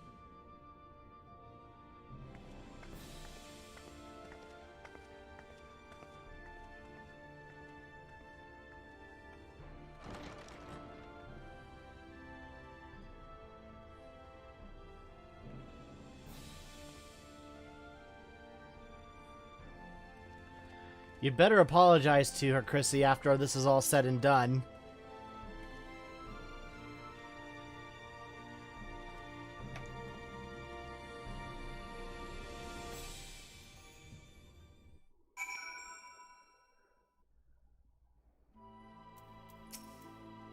Hast thou a moment, Ira? I would speak with thee on the matter of the Exarch's mooted return unto the source. Thou wilt have observed that our friends spake not in certainties, yet if Beck-Lug hath the right of it, 'tis possible to predict the outcome of his plan with some confidence. And it is their assessment that, given the opportunity, the Exarch's soul should successfully merge with that of his younger self. Which is not to say the process is without complications. For one, the Exarch have been subjected to an additional rejoining, an experience which will have brought a change in his ethereal composition. As thou thyself didst demonstrate in merging with Ardbert, however, there existeth an affinity twixt like souls. And this doth give us chance to hope, or cause to hope. Yet there remaineth one immutable condition upon which success doth hinge. The Exarch must needs recognize his past self as simply that, himself. As our recent travails have demonstrated, memories are essential to the soul. Any discrepancy in the former may feasibly cause the latter to spurn its former flesh. 'Tis a seemingly simple yet complex problem. For nigh on a century our friend hath striven only to deliver this realm, to deliver thee, and to that singular end did he cast aside his very name, that he might assume the mantle of the Crystal Exarch. Henceforth none can say what choices our friend will make, but I thought it only right that thou be made aware of these truths. Thanks for the truthfulness, then. Faded memories. Thancred is eager to get to work. Okay. Right then. While the Exarch literally pours his own sweat and blood into this allotted task, it seems only fair that we attend to our own. Dealing with Elidibus and his minions. Just so. And there is one other matter. In light of our deteriorating health, Y'shtola said should not be left alone at Anidar. Might I trouble you to visit her, Ira, see that all is well? I would go myself, but I think she might be safer in the hands of one less prone to collapsing. That's fair. My thanks. You may leave the Ascians to us. Once they are out of the way, we will retire to Yulmore. And when Y'shtola has finished plumbing the depths, I'd like the two of you to join us there. If you're bound for Anidar, I suggest you go via Envenoment Yards. Our friends there will be glad to provide a boat for you. Let us be on our way then. Don't do anything I wouldn't do. Got it.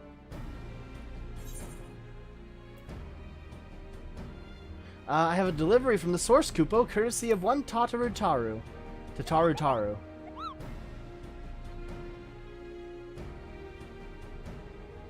You're a long way from home, Moogle. And this is from Tataru, is it? Whatever could it be?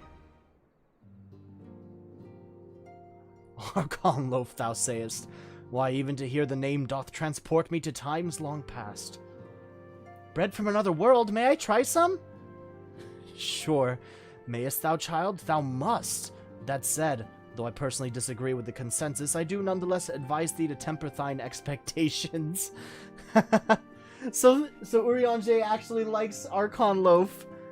Oh, baby. Wiser words have never been uttered.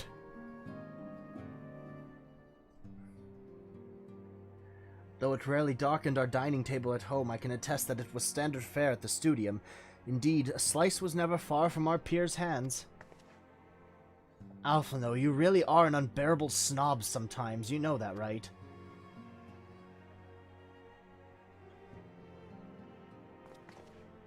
What I believe my colleagues are trying to say is that we appreciate the gesture. Tell Tataru we'll do our best to return before she's forced to seek further supplementary employment. Tataru is literally that housewife that gets bored and goes and finds a minimum wage job just to pace out time. Yeah. All right, let's really be off now. We can find a drink to wash down the bread on the way.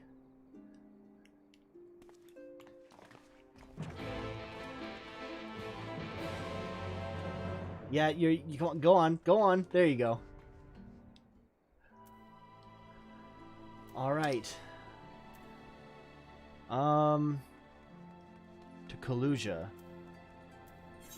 Go to right.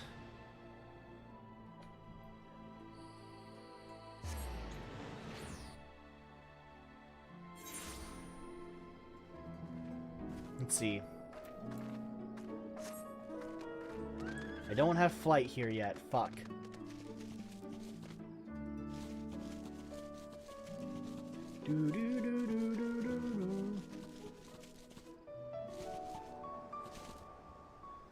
Come on, let me hop over this.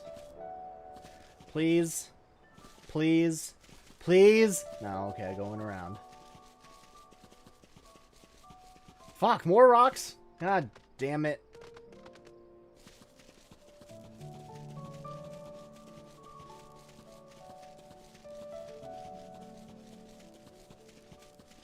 Oh, Talus are here helping out. Alright, that's cool.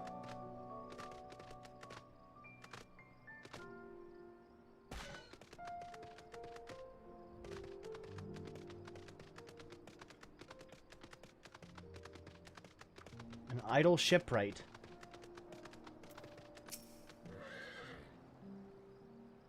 Tatru would totally use that money for side hobbies. Yep.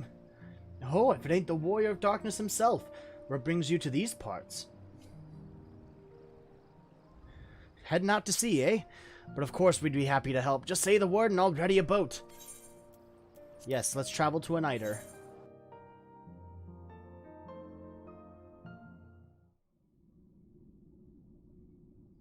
She's still here, huh? Oh no. Is she lying out in the middle of this thing? Yeah, she's no bueno. Well, shit. Excellent. I had intended to speak with you alone.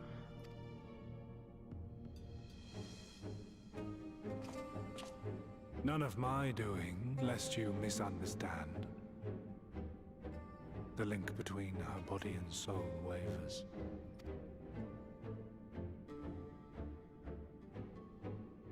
I know not what you hoped to find here, but it will avail you naught to learn of our past. What's your reasoning on this?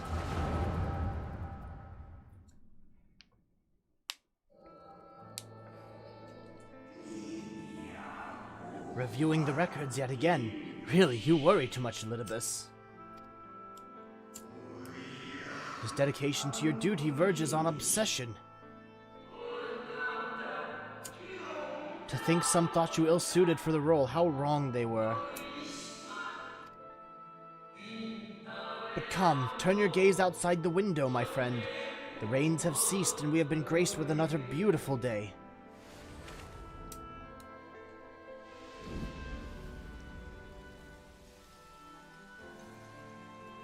It fades. Fades away into oblivion. Does the world no longer have need of me? No, I am Elidibus, and I will fulfill my duty.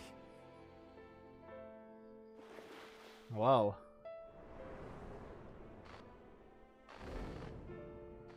Oh, hello. Sundered though you may be, you fought for the world's salvation. For hope. Hope. Oh, the first Warrior of Light. It swells within me. Empowers me. Now I may carry out my mission. Hold on, what's the first Warrior of Light got to do with this? Why do I yearn for this? Why do I struggle so?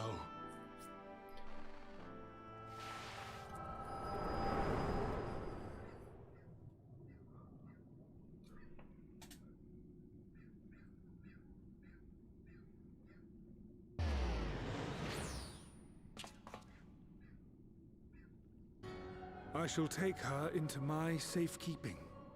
If you want her back, you will do as I ask.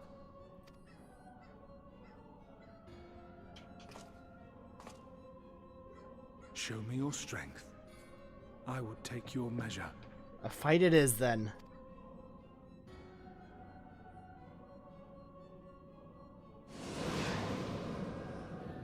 I have prepared a suitable arena. You need but ride the flow of ether.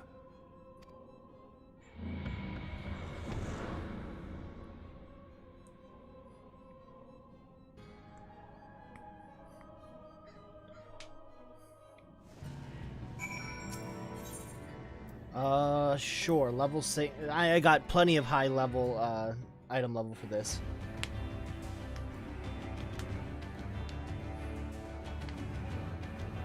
Whoa, what an interesting turn of events!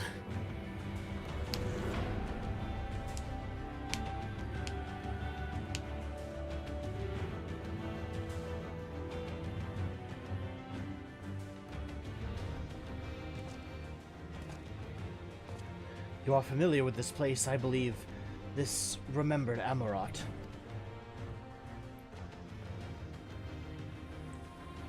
Proceed to the capital. I shall return your comrade to you there. Enough of this.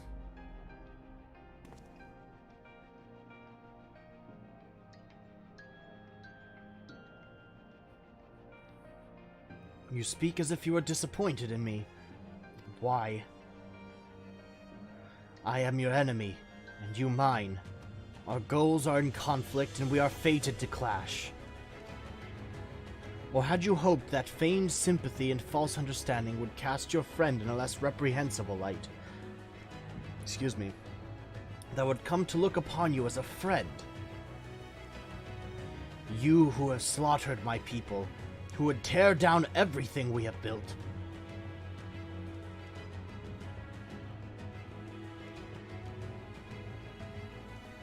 You do not deny it, then? Very well. Let us change the cast of this ritual. You will know what you have stolen from us.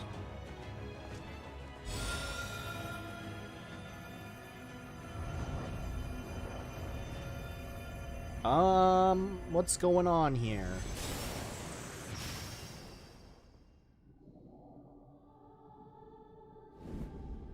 Oh, shit.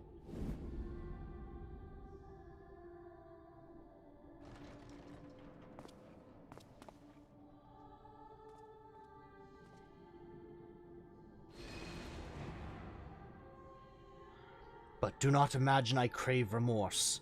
Only justice.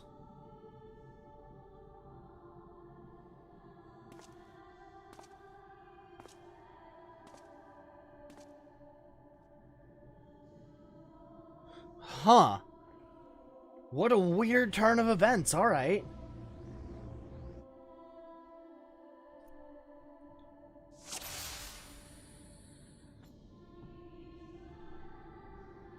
Forward, hero, we shall see how strong you have become. Can I talk to these guys? Can I talk to Mama Miyun right now? I can't. Okay. You're free. Through these doors? No. Through those doors.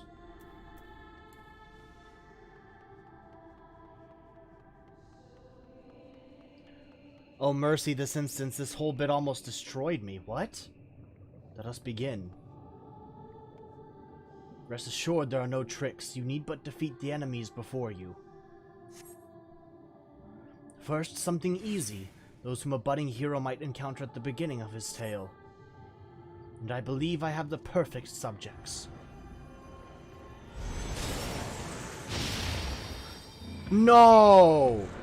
What the fuck? No, this is fucked. This is fucked. I don't want to do this. Oh, Papolino, no, not the first one. Fuck. And you fuck. Ah, damn it.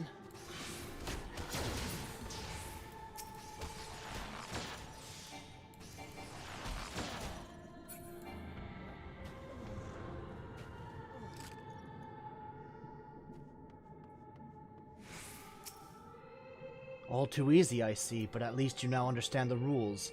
Thus will we make our way to the capital. That was in poor taste even for you. This is the 1.0 version of Answers that played when the servers were dying. Oh my god, okay. That appearances should unsettle you so. I was under the impression you'd simply destroyed all who barred your way, sparing nary a thought of the possibility that your foe could be someone's beloved. But come, we shouldn't dwell on the beginning so much of your story awaits.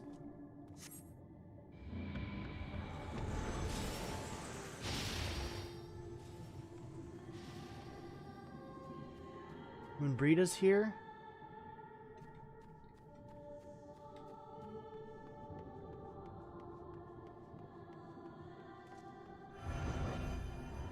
Every hero's tale requires villains to beat them and claim your place.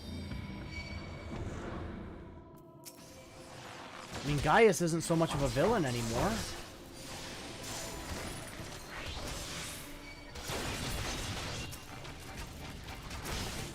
Neither is Nero.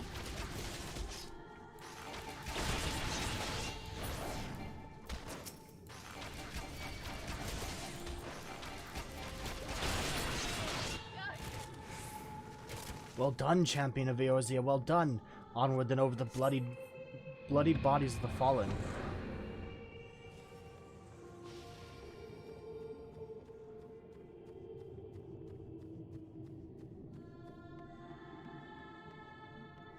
You tasted many sweet triumphs, yes, but so too did you taste bitter tragedy. Who could forget the Crystal Braves, the idealistic, pathetic dream born from a malformed creature? Okay, Ilbert I have no fucking problem killing. These guys I have no qualms about. But this is basically the story so far. Just and Yu Yu Hase I can't give less of a shit about.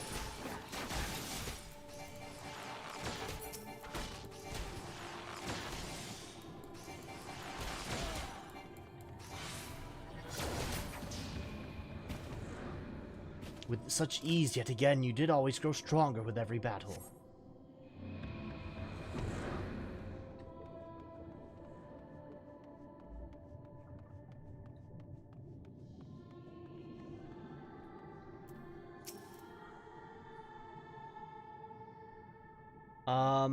Oh, it gets worse with the Heavensward bit. By the way, you remember when I said to pay attention to Serena's grandmother's prophecy? Fuck, I don't remember it. I remember. Apparently not. I remember you said to focus on it, but so much has happened since then. Where's my phone? I do not know. There it is.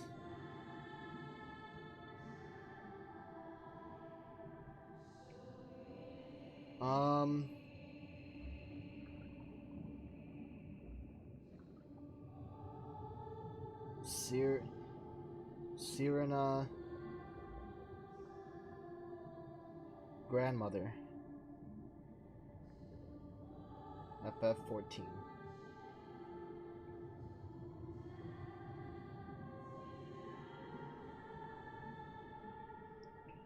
Can we get to the to her grandmother, please?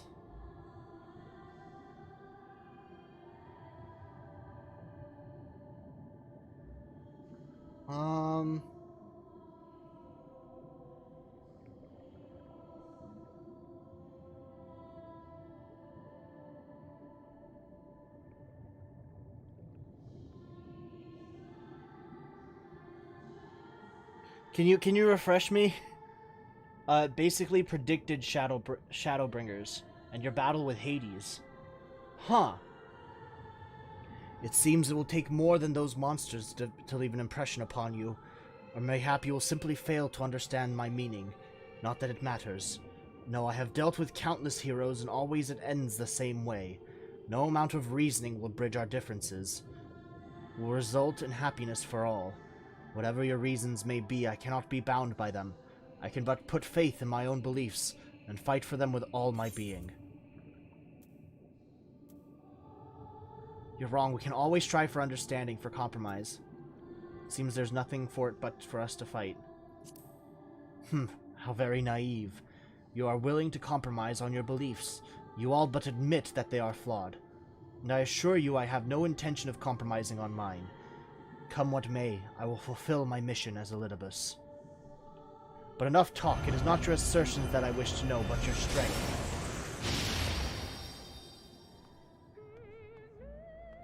And we're in Heaven's Word.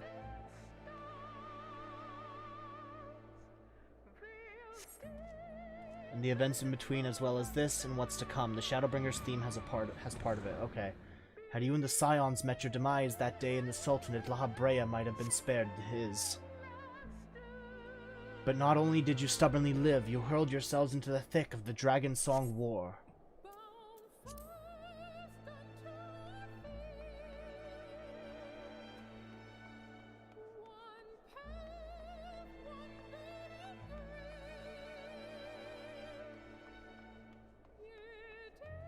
God, this is such a fucky way to mess with your players. Like, every single choice that you've made up here has been flawed. Every single choice that you've made in this game is one that could have been better. Swept along by the tide of events you pursued to slew those who bid for the unending conflict, just as you were bid. This King Thornton's tiny.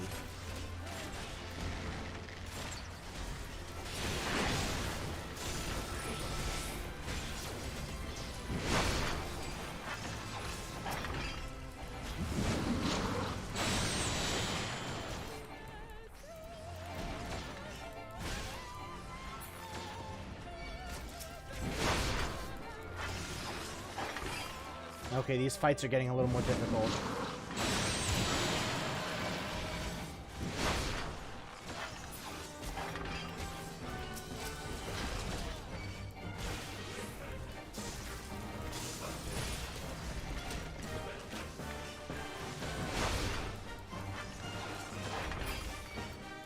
But I mean, honestly, if I were in Ira's place, like, sure, some of the decisions that I made have been real shitty. Some of them have been really stupid, really maligned, but in the end, it's where those decisions brought Ira to where he is today.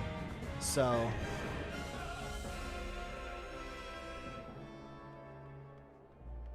I mean, that's what's important, right? It's the decisions that you made, no matter how shitty. It's okay to admit that they were shitty later on, and to understand so, but it's the decisions that brought you here today. So, I mean, I don't think Elidibus will be able to shake that. Around heroes, people who want to flock, people who harbor all manner of motives, each baser than the last.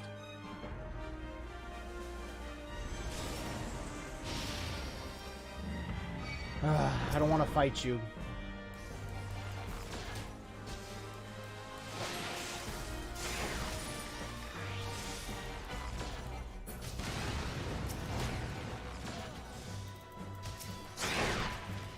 I don't want to fight you, Emmerich.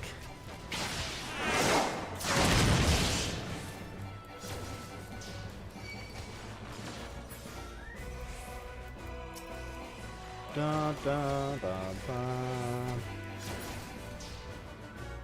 No more than they deserve. In the end, their hands of friendship was tainted with personal desire.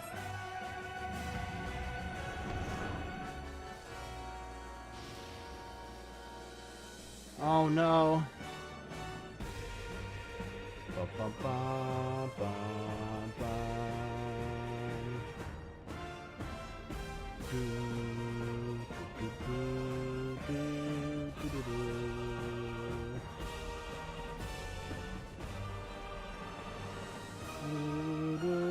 You know what comes next? You put an end to the Dragon Song War by slaying Nidhogg.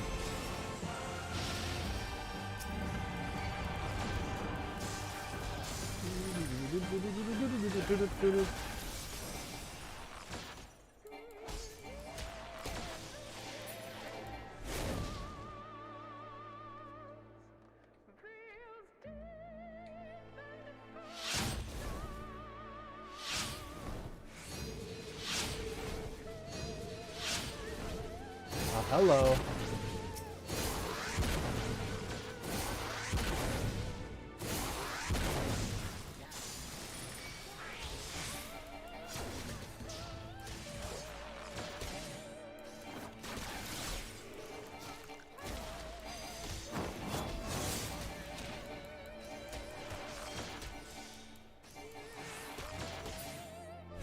Okay. Oh, come on, I'm so... Oh, okay. I was done. And as simple as that, a 1,000-year war was brought to its conclusion. But every end marks a new beginning, and for heroes such as you, there is only ever conflict. I mean, it's not like I had a choice in the matter. That's part of the game.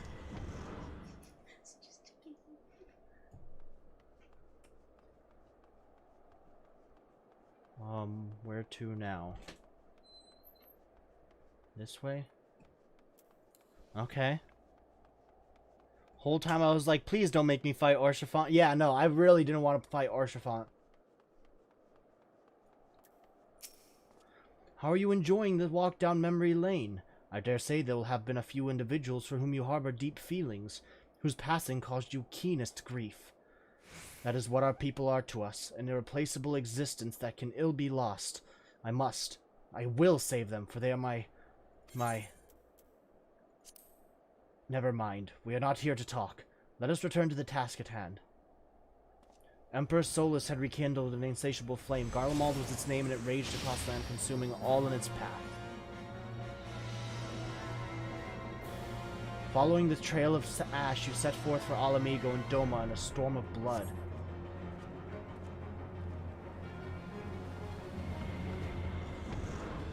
Again you fought, and again you grew stronger, so strong that we could no longer control you. Yours is an unnatural beastly strength, and we shall lay it bare. In order to gain foothold in the Liberation front, you journeyed to far eastern plains.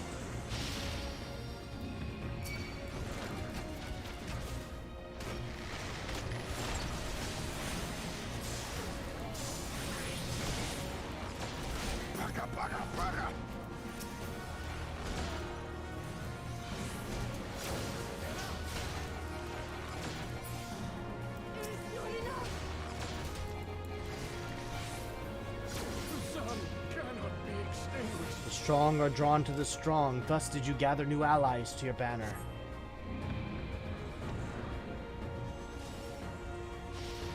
Cyrena. Yet were ardent souls gathered, so too do fires burn. In this way did you consign those around you to the flames. Burn them all, hero. Reduce them to nothingness like the ephemeral morning dew they are. I don't want to fight you, Giri.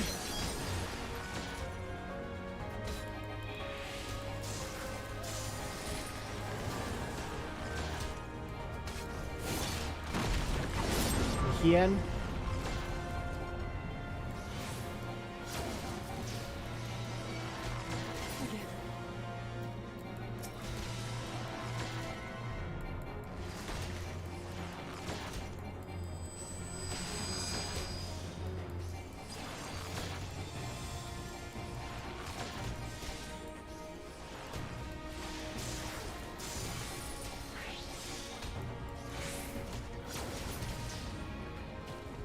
Did not hesitate, or perhaps could not. No matter, let us turn our attention to the finale.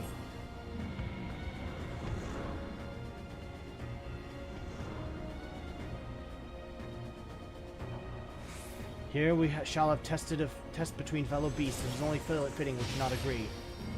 Xenos. When I fought you in this flesh, 'twas I who triumphed. Will you turn the tables this time?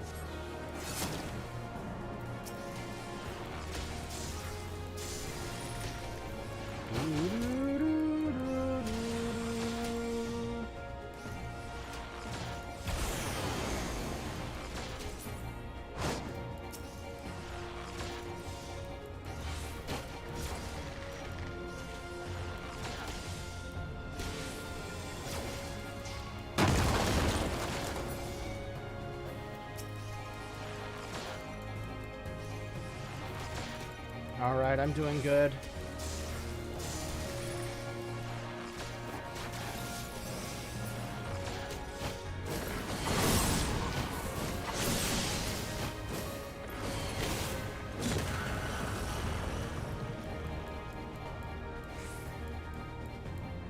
Come on.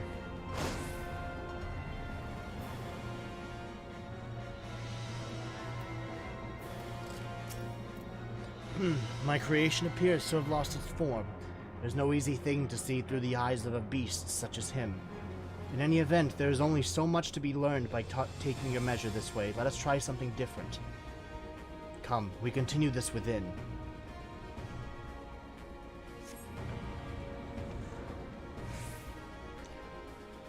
Oh, fuck.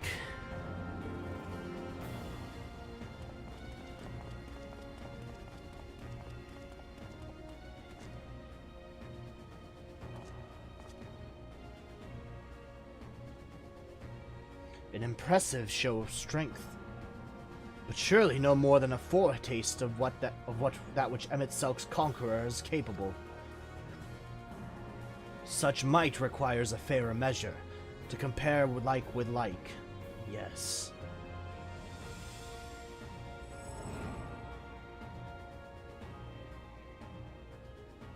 I shall just have to test you myself.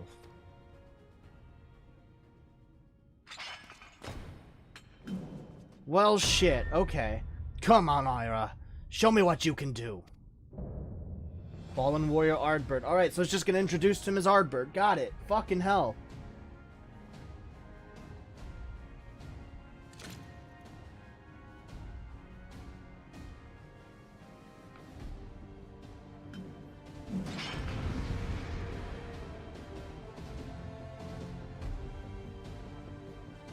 Defeat Ardbert. Is this one of those things where it's just like a current objective, survive, and it's impossible?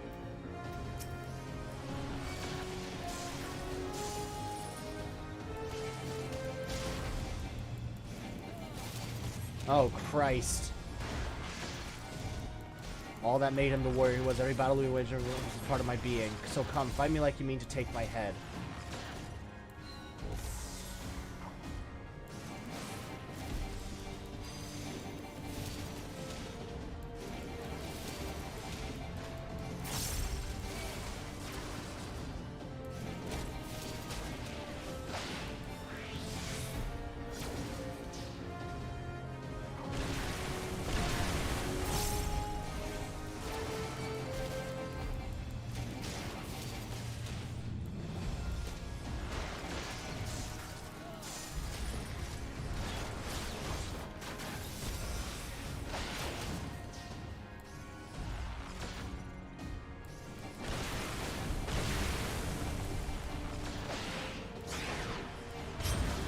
Good, I sense your murderous intent.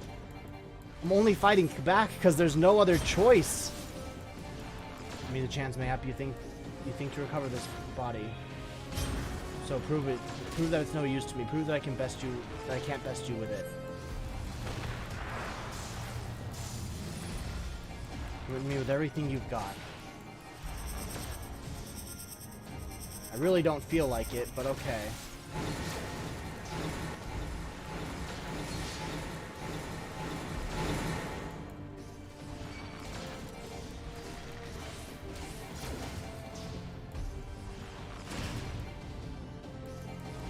Might want to watch your step. Oh shit.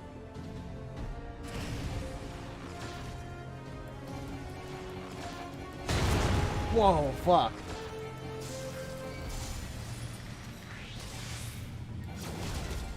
Okay, so it's not as bad as I was expecting it to be, but it's certainly not good either.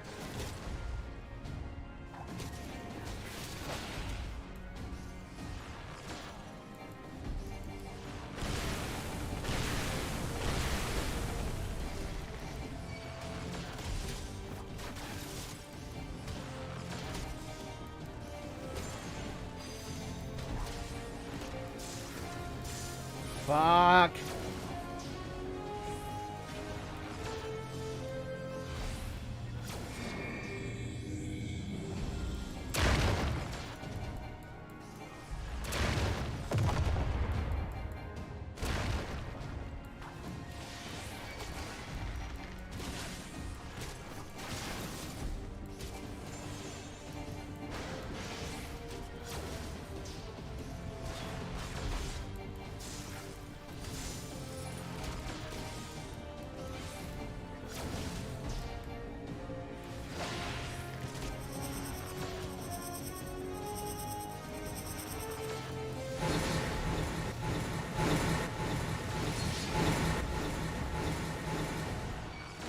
You see, you're a different beast from when you faced my creations. Yeah. That's kind of my magic, you see.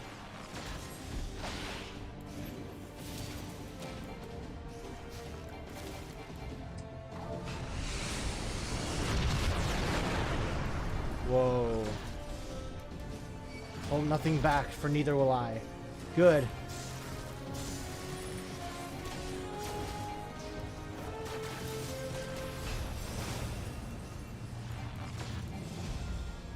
Whoa, okay.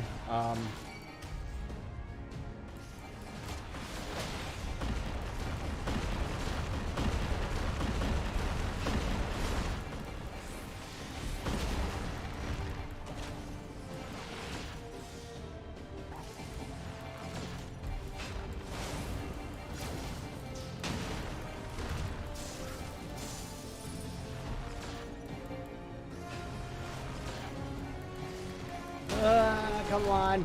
Fuck. Alright, I didn't get hit. God, what a fucking final battle. Like, usually these battles just grow into just slog fest where it's just nothing but hard work. But this one's really fun. A lot of varied mechanics, a lot of fun things that you've learned along the way. Patterns that you've seen before. As well as constant supply of just pain. Physically and emotionally.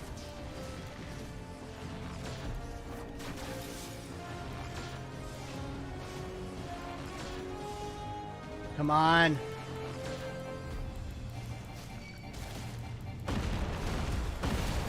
Oh, fuck. Oh, there we go. Ugh.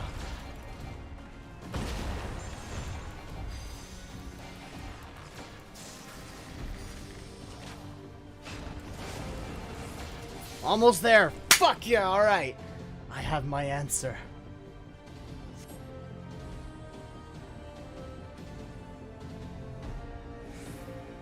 Completed it with 10 minutes to spare. Whoa, God.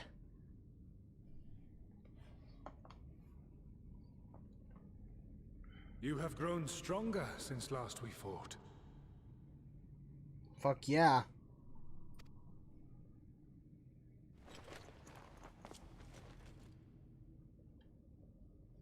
The result of your trials in the first, no doubt.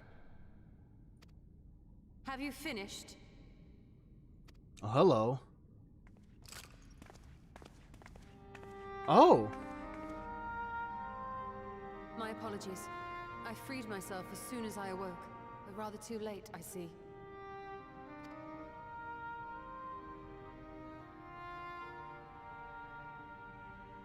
Now, Elidibus, if you have ceased trading blows, I would trade words with you.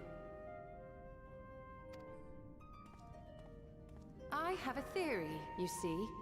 One concerning that which you seek to accomplish.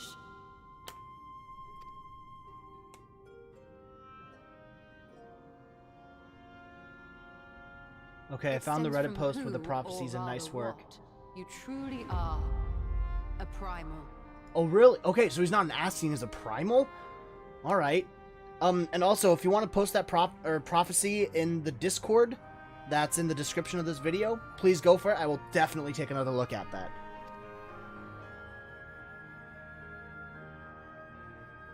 The ancients created Zodiac to deliver the star from destruction. If the magic that brought him forth is the precursor of what we know as summoning, then Zodiac would have been instilled with a presiding desire. I found it among the records at Anida, and it came as no surprise. Were I faced with the world's destruction, I too would wish for the same. Salvation. Will do. Thanks! I know that you sacrificed yourself to become Zodiac's heart. So this is the original Elidibus. How you came to be separated from him is less clear. But if you are a fragment of his being, it stands to reason a desire for the world's salvation would drive you. And thus did you seek to inspire the masses to rise up as warriors of light, going so far as to use Ardbert as a symbol of hope.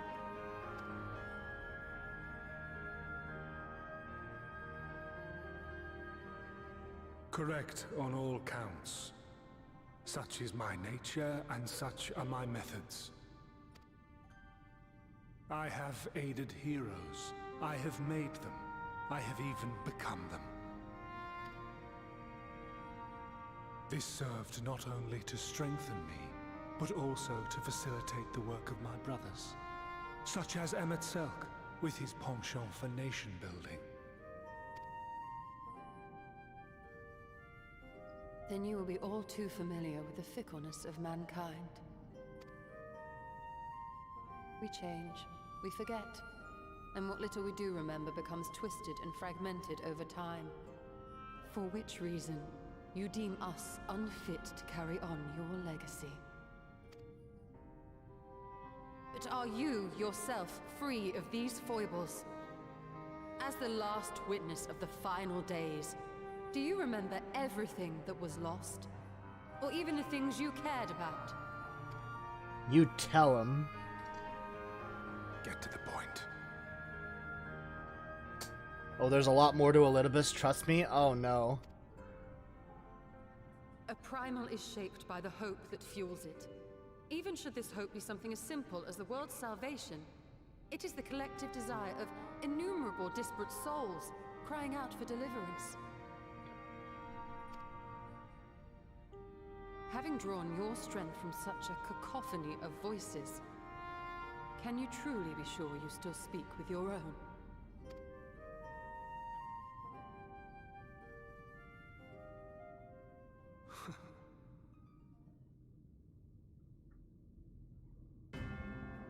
Your question is irrelevant.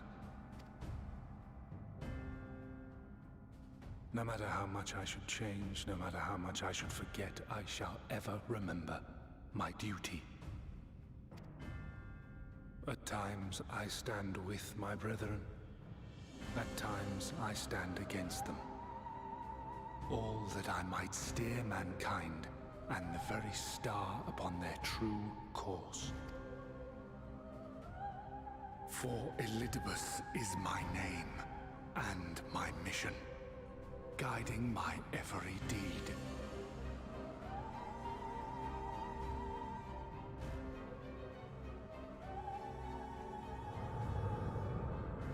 But enough talk. You have shown me sufficient proof of your might. As I am now, I would struggle to defeat you. Yet I have still to play all of my cards.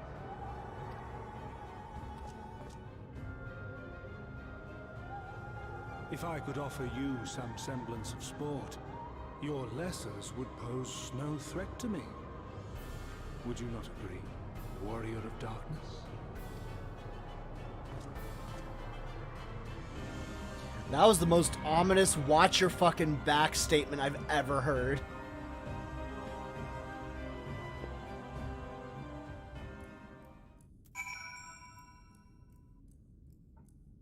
Elidibus is joining the Ira harem train.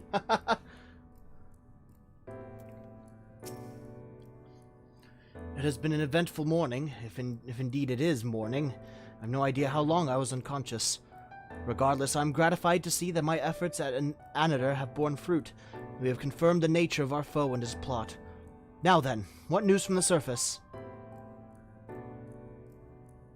I see. Then let us make for Yulmore at once. We have much to share with our comrades, Elidibus' parting threat not least of all. Ah, but forgive me. It would have seemed my belongings did not accompany me here. I'll need to retrieve them from the Anator. With luck, the ethereal stream you traverse still lingers. I won't be long.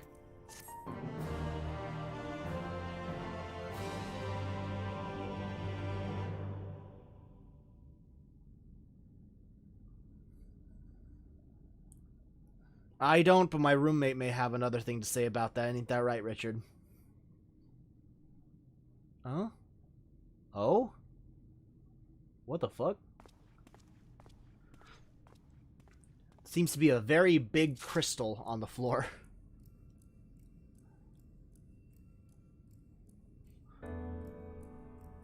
Oh no, it's very small actually.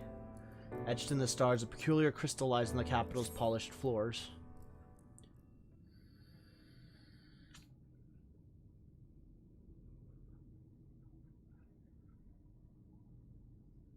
A peculiar crystal lies on the floor. Upon its surface, an array of lights twinkle like a tiny constellation of stars. Oh, this is your favorite part. Day 4th, bring honor to the seed of... The distorted voice of an ancient rings out in your mind, a moment preserved in the crystal, it would seem.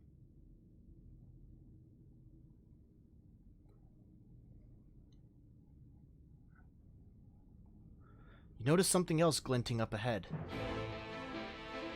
That's accepting the quest? Okay. Alright. Over here. Constellation crystals. Multiple.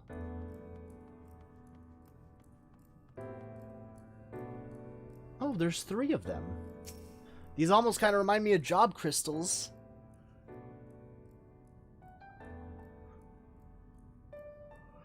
God, Dick, shut up. You find 3 more crystals lying on the floor, though they differ in color and decoration. Each is an identical shape. You focus on the crystals and find the words they hold ring clearer than before.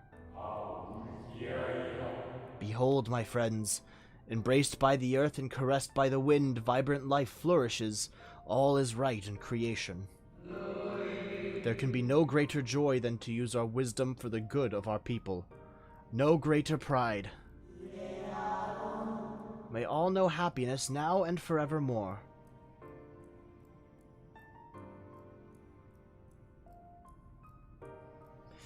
So Light Trainer, the semen retention part is actually a joke from yesterday's streams, where my girlfriend was doing some classwork and somebody had posted that as a source.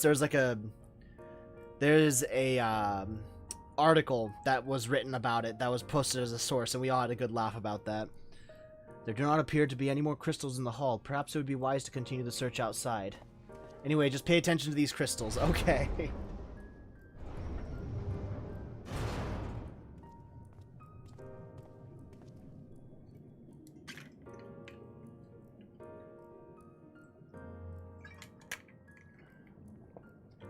Oh, there's more. Under the light.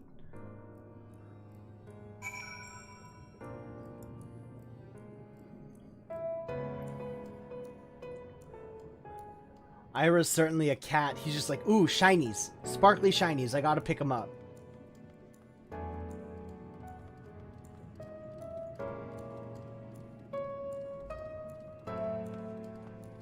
Constellation crystals. I was busy with Monster Hunter stories too, so I missed that stream. That's alright, dude. Your instincts serve you true. You discover another 2 crystals. As you reach out with your consciousness, new voices begin to echo in your mind. The heavens are ablaze with the land rent asunder. What will become of the world as life itself to be denied? Come what may, we must not surrender to despair. If we but hold fast to hope, we may yet find a path to salvation.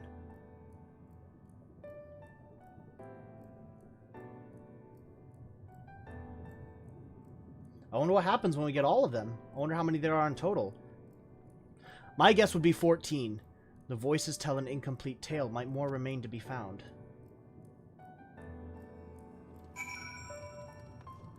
Over here? More!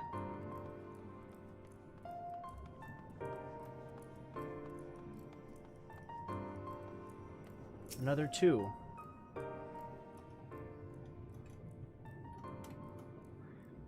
You soon discover 2 more crystals, rather too soon in fact, as if someone wanted you to find them. Everything burns, crumbles, decays. I hear the lamentations of my brethren, and soon there will be only silence. We will deliver our star from its doom, this we swear, so please dry your tears.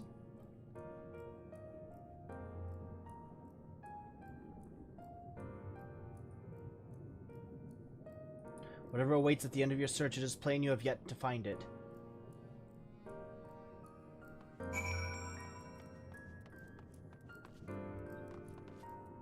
More more crystals, more shinies. Another 3.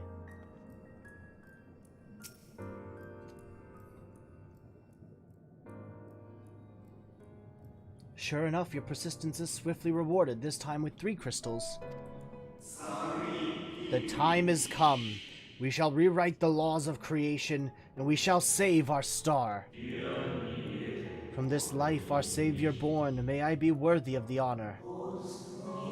I feel my soul turning, slowly but irrevocably, and the power I wield begins to seem terrible. But this is right. It is right.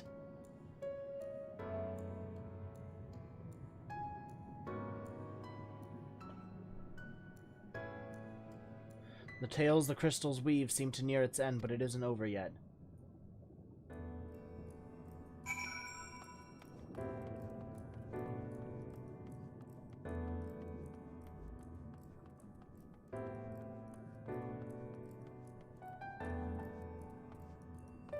There's 1. I lost count. With almost melancholy inevitability, the 12th crystal soon reveals itself to your questing eye. 12, okay. Though salvation is ours, it came at great sacrifice. All that remains is to pray. To pray that we will one day meet again, beneath a blue sky. Judging by its testimony, it would seem the voice was recorded in the wake of the final days.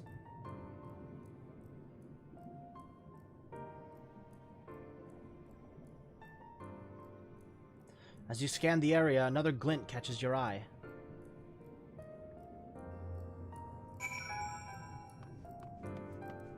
Another constellation crystal, so there's 13. This is the 13th.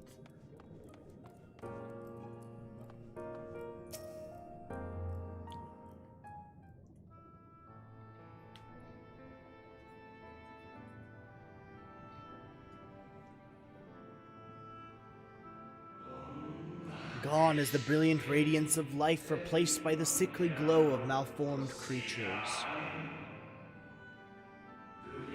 Is this how it ends, for we who love the star with all our being? No, I will not suffer it to be so.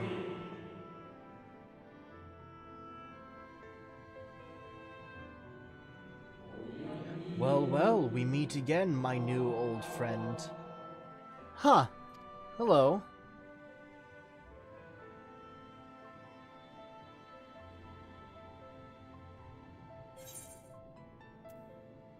Hythlodeus. How good of you to remember.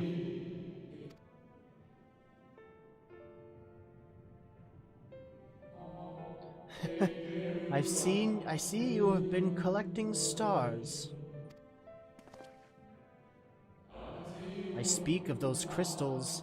They have constellations etched upon them, yes?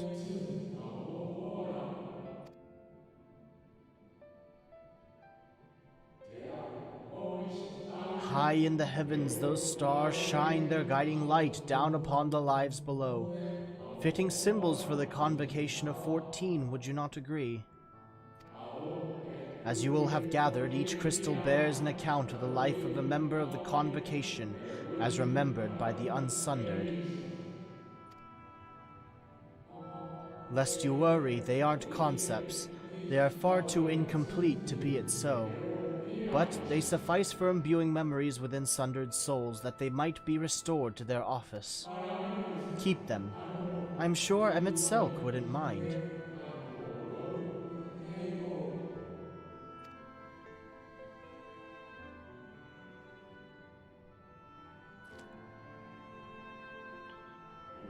So, how fare you of late? You are feuding with Elidibus this time, I believe.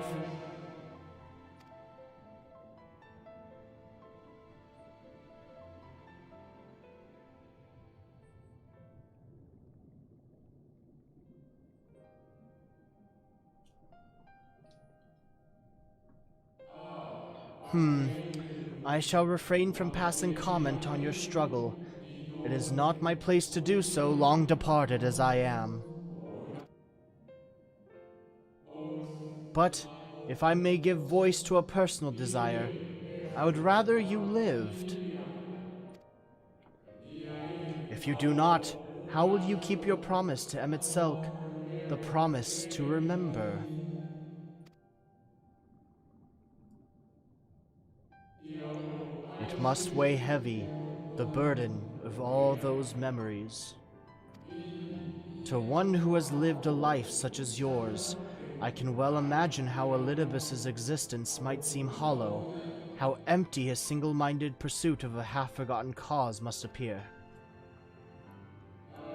But know that his devotion is not without reason, even if he himself can no longer remember what that reason is.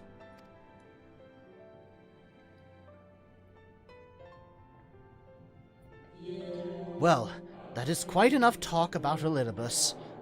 I would see if you can reunite the wayward stars.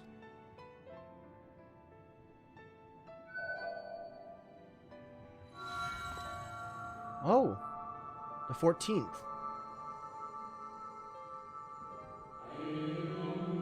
I mentioned before that there was a member of the Convocation who opposed Zodiark's summoning and defected, one whose office was left vacant. Defectors having been deemed unworthy of commemoration, no crystal exists for the individual in question. Or shouldn't exist, at any rate, and wouldn't, had a friend not created one in secret.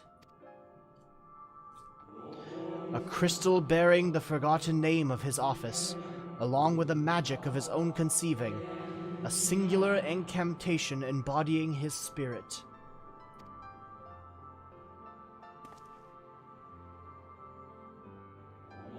Among all the offices, the 14th was most unusual, for while the rest sat in Amerot, its holder was charged with gaining an intimate knowledge of the wider world. In the course of his duty, he traveled the length and breadth of every land and befriended countless folk. He encountered troubles too, of course, matters which he could simply have referred to the Convocation, but that was not his way. Nay, more often than not he would call upon his comrades, and together resolve matters themselves.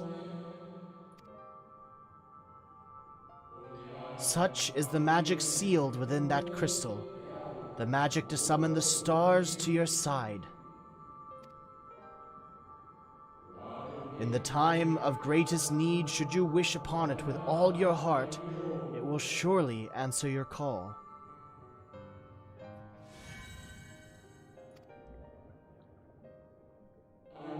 And now it is where it belongs. Oh, there is no need for thanks, but nor will I hear any complaints about it either. After all, I cannot say whether I act of my own volition or by the will of my creator.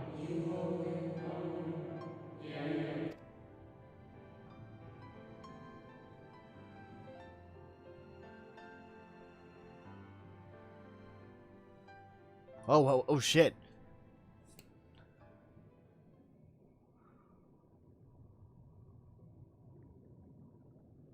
I was wondering where you disappeared to. So the Warrior of Light is the title of an Ascian. Is something trouble? Yeah.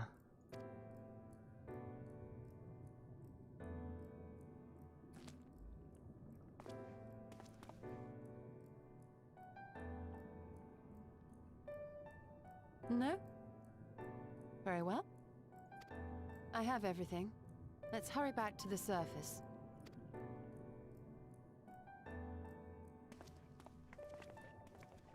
Is Ira an Ascian?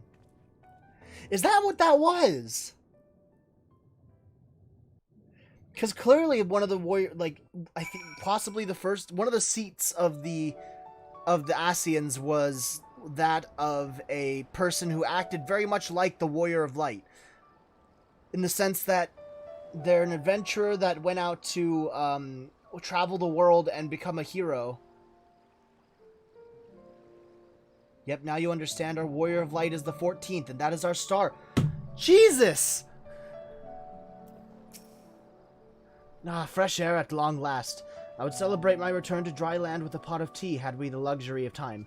But wait a second. That would mean that Hydaelyn... So, the one person that was against the summoning of Zodiark was the person who... So, the Ascian that was against the summoning of Zodiark was the Warrior of Light, and what instead summoned Hydaelyn. So does that mean that the Warrior of Light and Hydaelyn have that bond now? That's how that bond was created. If I'm getting this right. Huh. Well, we aren't Ascians at all, but we carried the soul of the 14th, so we are the one reborn. Yeah. We aren't an Ascian, but we are kind of the reincarnation of one. Told you this patch changes everything. Yeah, no, this is like earth-shattering news. Like we've been actively trying to fight against the thing that we are descended from. But we must be prepared for Elidibus. Given what we know, it is plain he will not be deterred from his course. And nor would I, were I him. Not if it meant forsaking everything I loved. That said, I have not forgotten how Emet-Selch fought to find common ground with us for all our misgivings. Ultimately, our differences were not to be bridged, of course, but one must always try. Emet-Selch understood this, and if his gesture resonated with you, perhaps you might consider reaching out to his brethren. Though it may all be for naught, you, of all people, know that there is no such thing as a foregone conclusion.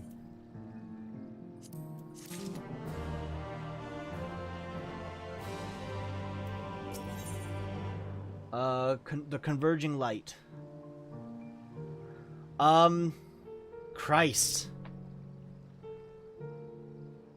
And through our journey, our connection to that 14th is getting stronger and stronger up to this point where the truth is revealed. Okay. So... Does that mean we're quickly approaching levels of power that which of an Ascian are able to produce? Because we've already beat several Ascians to this point. Huh. Shocked me when I first saw that scene. Oh, it shocks me too. If I didn't have this chat going right now, I probably would just be sitting on myself quietly for like the next hour or so trying to figure out what the fuck this all means. Shit.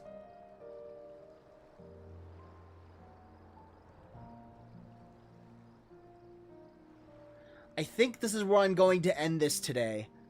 I am going to be pretty busy for the rest of the day, so it's not like I'm going to be streaming again this afternoon. But I will be back to streaming tomorrow. Well, no, okay.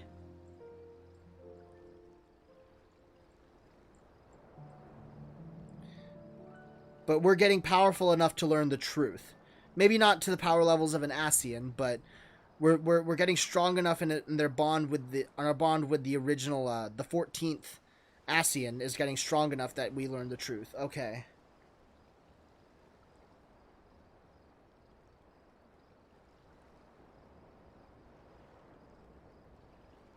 We are still a guiding star just like back then. Okay. Yeah. Well, I do thank you all for coming in. This has been a real fun experience. Really threw my mind for a loop there, but I do appreciate you all being there with me for that. I hope you all have a great rest of the day, rest of the week, rest of the month, rest of the year, and of course a wonderfully great rest of your life, and I will see you all next time. Oh, we got a message coming in. Dungeon tomorrow, yay, okay, cool! I can't wait for that. But I will be back again tomorrow morning, or maybe afternoon, with another live stream, and I hope to see you all there. Thank you all for coming by, I really appreciate it.